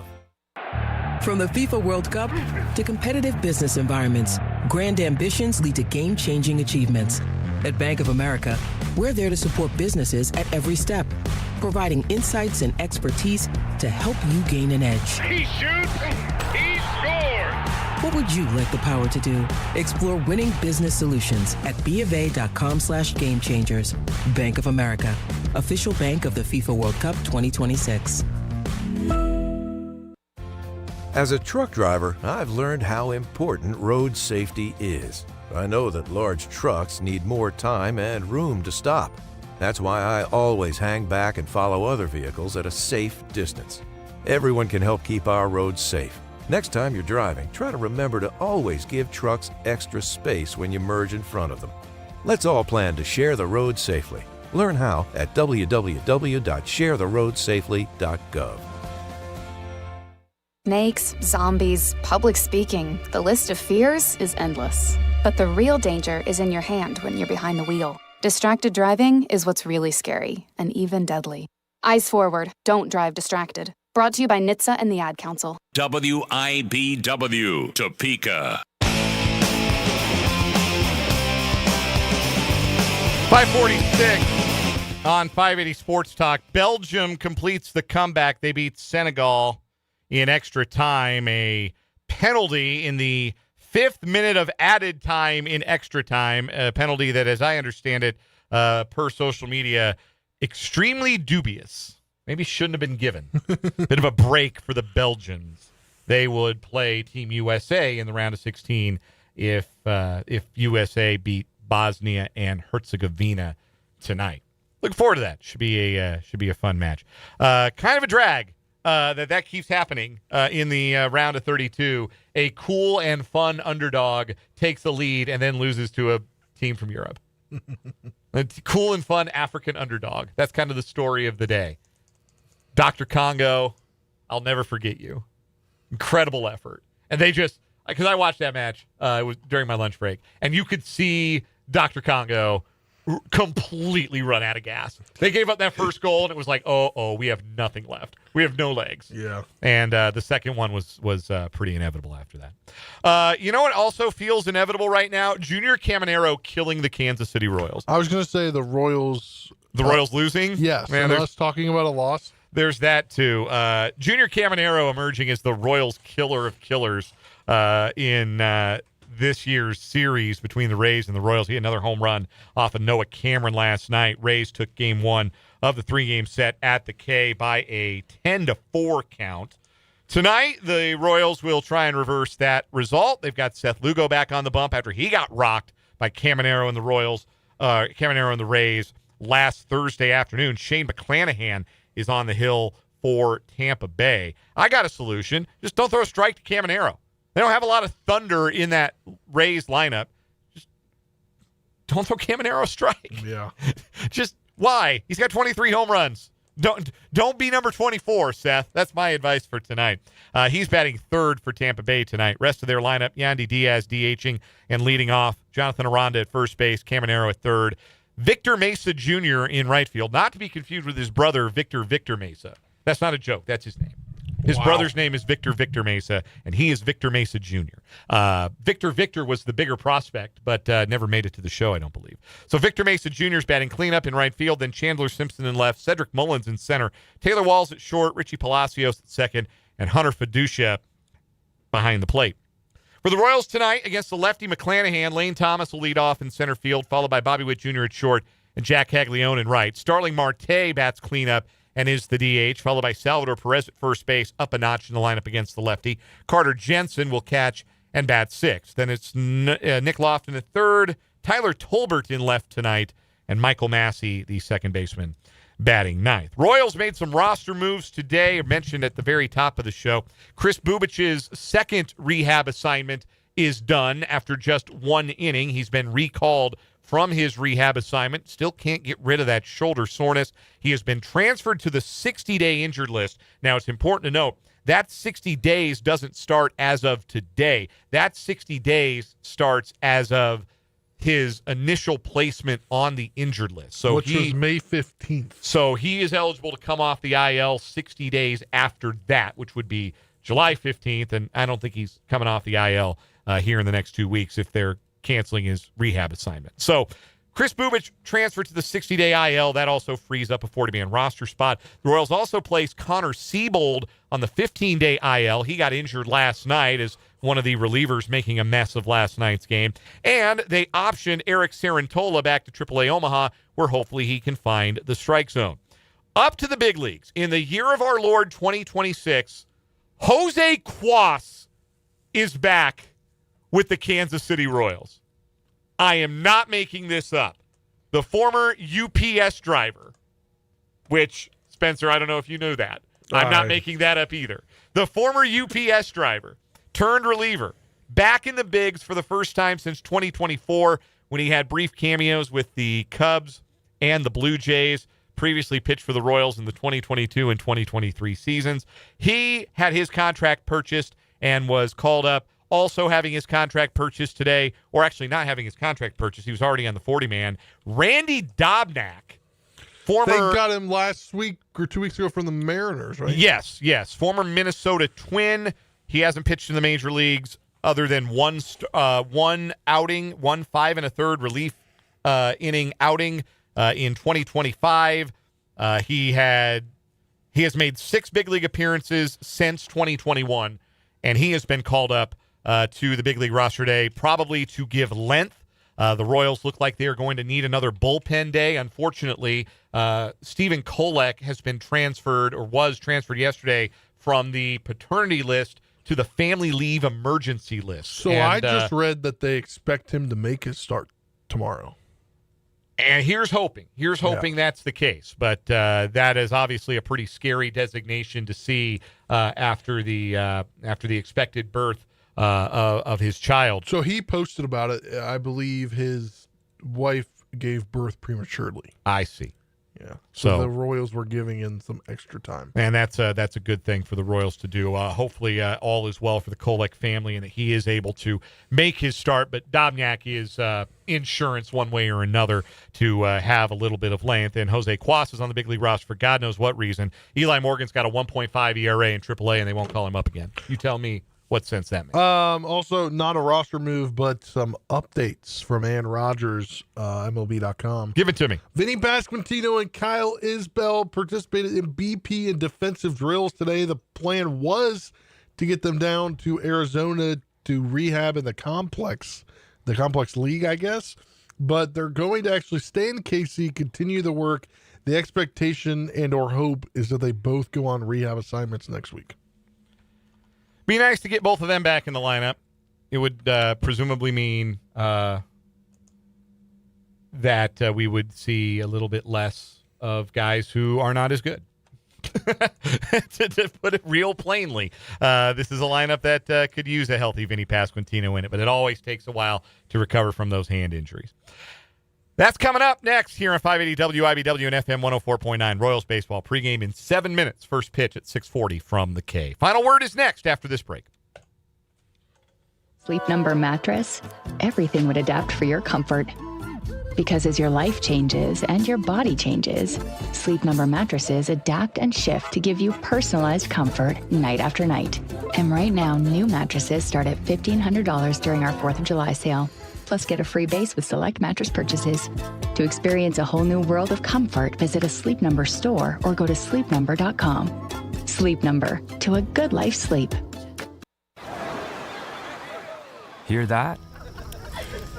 That's the sound of your life. Perfectly imperfect. Beating in rhythm to the world you've created. But every time you drive after drinking, the music gets drowned out. Your life sounds pretty great. Don't let a buzz ruin it. Buzz driving is drunk driving. Don't drive buzzed. A message from NHTSA and the Ad Council. Most people out here think that taking care of one another is important. And most people would step up for a neighbor going through a tough time. Most people around here help out friends and family when they need it. But the funny thing is, most of us won't look for help when we need it. Talk to someone if you're struggling with mental health, because most people out here really care. Find more information at loveyourmindtoday.org. That's loveyourmindtoday.org. Brought to you by the Huntsman Mental Health Institute and the Ad Council. Patterson Legal is the way to go. Call 431-0000. I'm attorney Tyler Patterson. At Patterson Legal Group, we get amazing results for our clients. If the insurance company offers you a tiny amount, you need to know we've received 10, 20, even 100 times more than the insurance company's original offer. At Patterson Legal Group, getting you all the money you deserve is our main goal. In a wreck, need a check? Call Patterson Legal Group today. Patterson Legal is the way to go. Call 431-0000. WIBW, Topeka. One more thing. In conclusion, you better wrap it up. We're wrapping up, walking off this edition of 580 Sports Talk. It's time for the final word. Spencer Dupuis, what you got? Yeah, it's the unfortunate time of year where the Royals are bad and we're waiting for training camp, and Royals sometimes at this point becoming unwatchable. So I'll sit there, check the MLB app. I'll watch the highlights during the day or the condensed game, but not watching the game necessarily. And my girlfriend Olivia and I like to play this game where how bad are the Royals losing at 7 if they have a 6:40 first pitch at 7:45? That's become a new thing the last couple of days. That doesn't sound like a very fun game. Hopefully they're. How bad are the Royals losing? That's how bad they've been. Their starting pitching hasn't been good, and Noah Cameron wasn't any good last night. Yeah, it's been a tough scene.